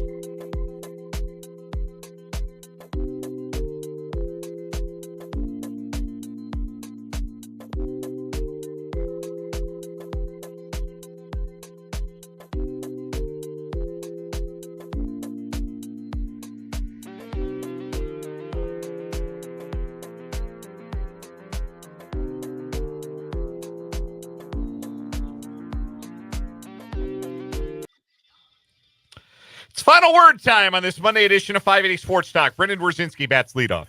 I could have put this in the good earlier, but Seth Lugo and Emil at the Peanut were just too good to pass up. But a shout out to the Mass Street TBT team, the KU alumni. They picked up a dominant win over the Colorado State alumni this weekend. They're back in action coming up in 5 minutes, I believe. They have the early tip-off in Wichita tonight. We're seeing Frank Mason wear crimson and blue again. Awesome. And he might have been the best player on the team. He was incredible on Saturday night. I'm looking forward to the game coming up here in just a little bit against the Florida TNT TBT team. I love the basketball tournament. It's fun, and glad Frank Mason's going to be playing another game. Big excitement for that. Spencer Dupuis. Yeah, this weekend was so much fun at the K. So much fun for both me and my girlfriend that my girlfriend said, when are we going to go back? Love to hear that. That's a win. That's a Oh my win. God, that is a big win. Looking forward to watching the Royals tonight as they take on the D-backs here in about an hour and 10. My final word, I'm going to share it with a texter from the Top City Middle Supply text line from the 785 who texted the show earlier and said, thank you, Royals, for letting Seth Lugo finish the job. So great to see a complete game for once. Complete games are like unicorns. I guess they actually do exist. I don't know what they're like bald eagles. Like you got to cherish the opportunity you get to see one. And Seth Lugo was so good yesterday, and it was a joy to watch for somebody like myself who loves great pitching, who loves to see pitchers go deep into games, who loves to see guys finish what they start. That was heartwarming in a very real way. And obviously huge for the Royals. Capped off an outstanding weekend. They won. They gained ground. They're back in the mix in the American League Central. Their playoff odds are back over 50% going into this series against the Diamondbacks. And speaking of which, we'll have the first pitch at 7:10, pregame at 6:30, and a little 580 Sports Talk overtime. We'll hear from Matt Verderame before that. But until tomorrow from 2 to 6, for Trenton Kraxner, Brendan Rosinski, and Spencer Dupuis, I'm Dan Lucero from the Kansas Drive to Zero studio. This has been 580 Sports Talk.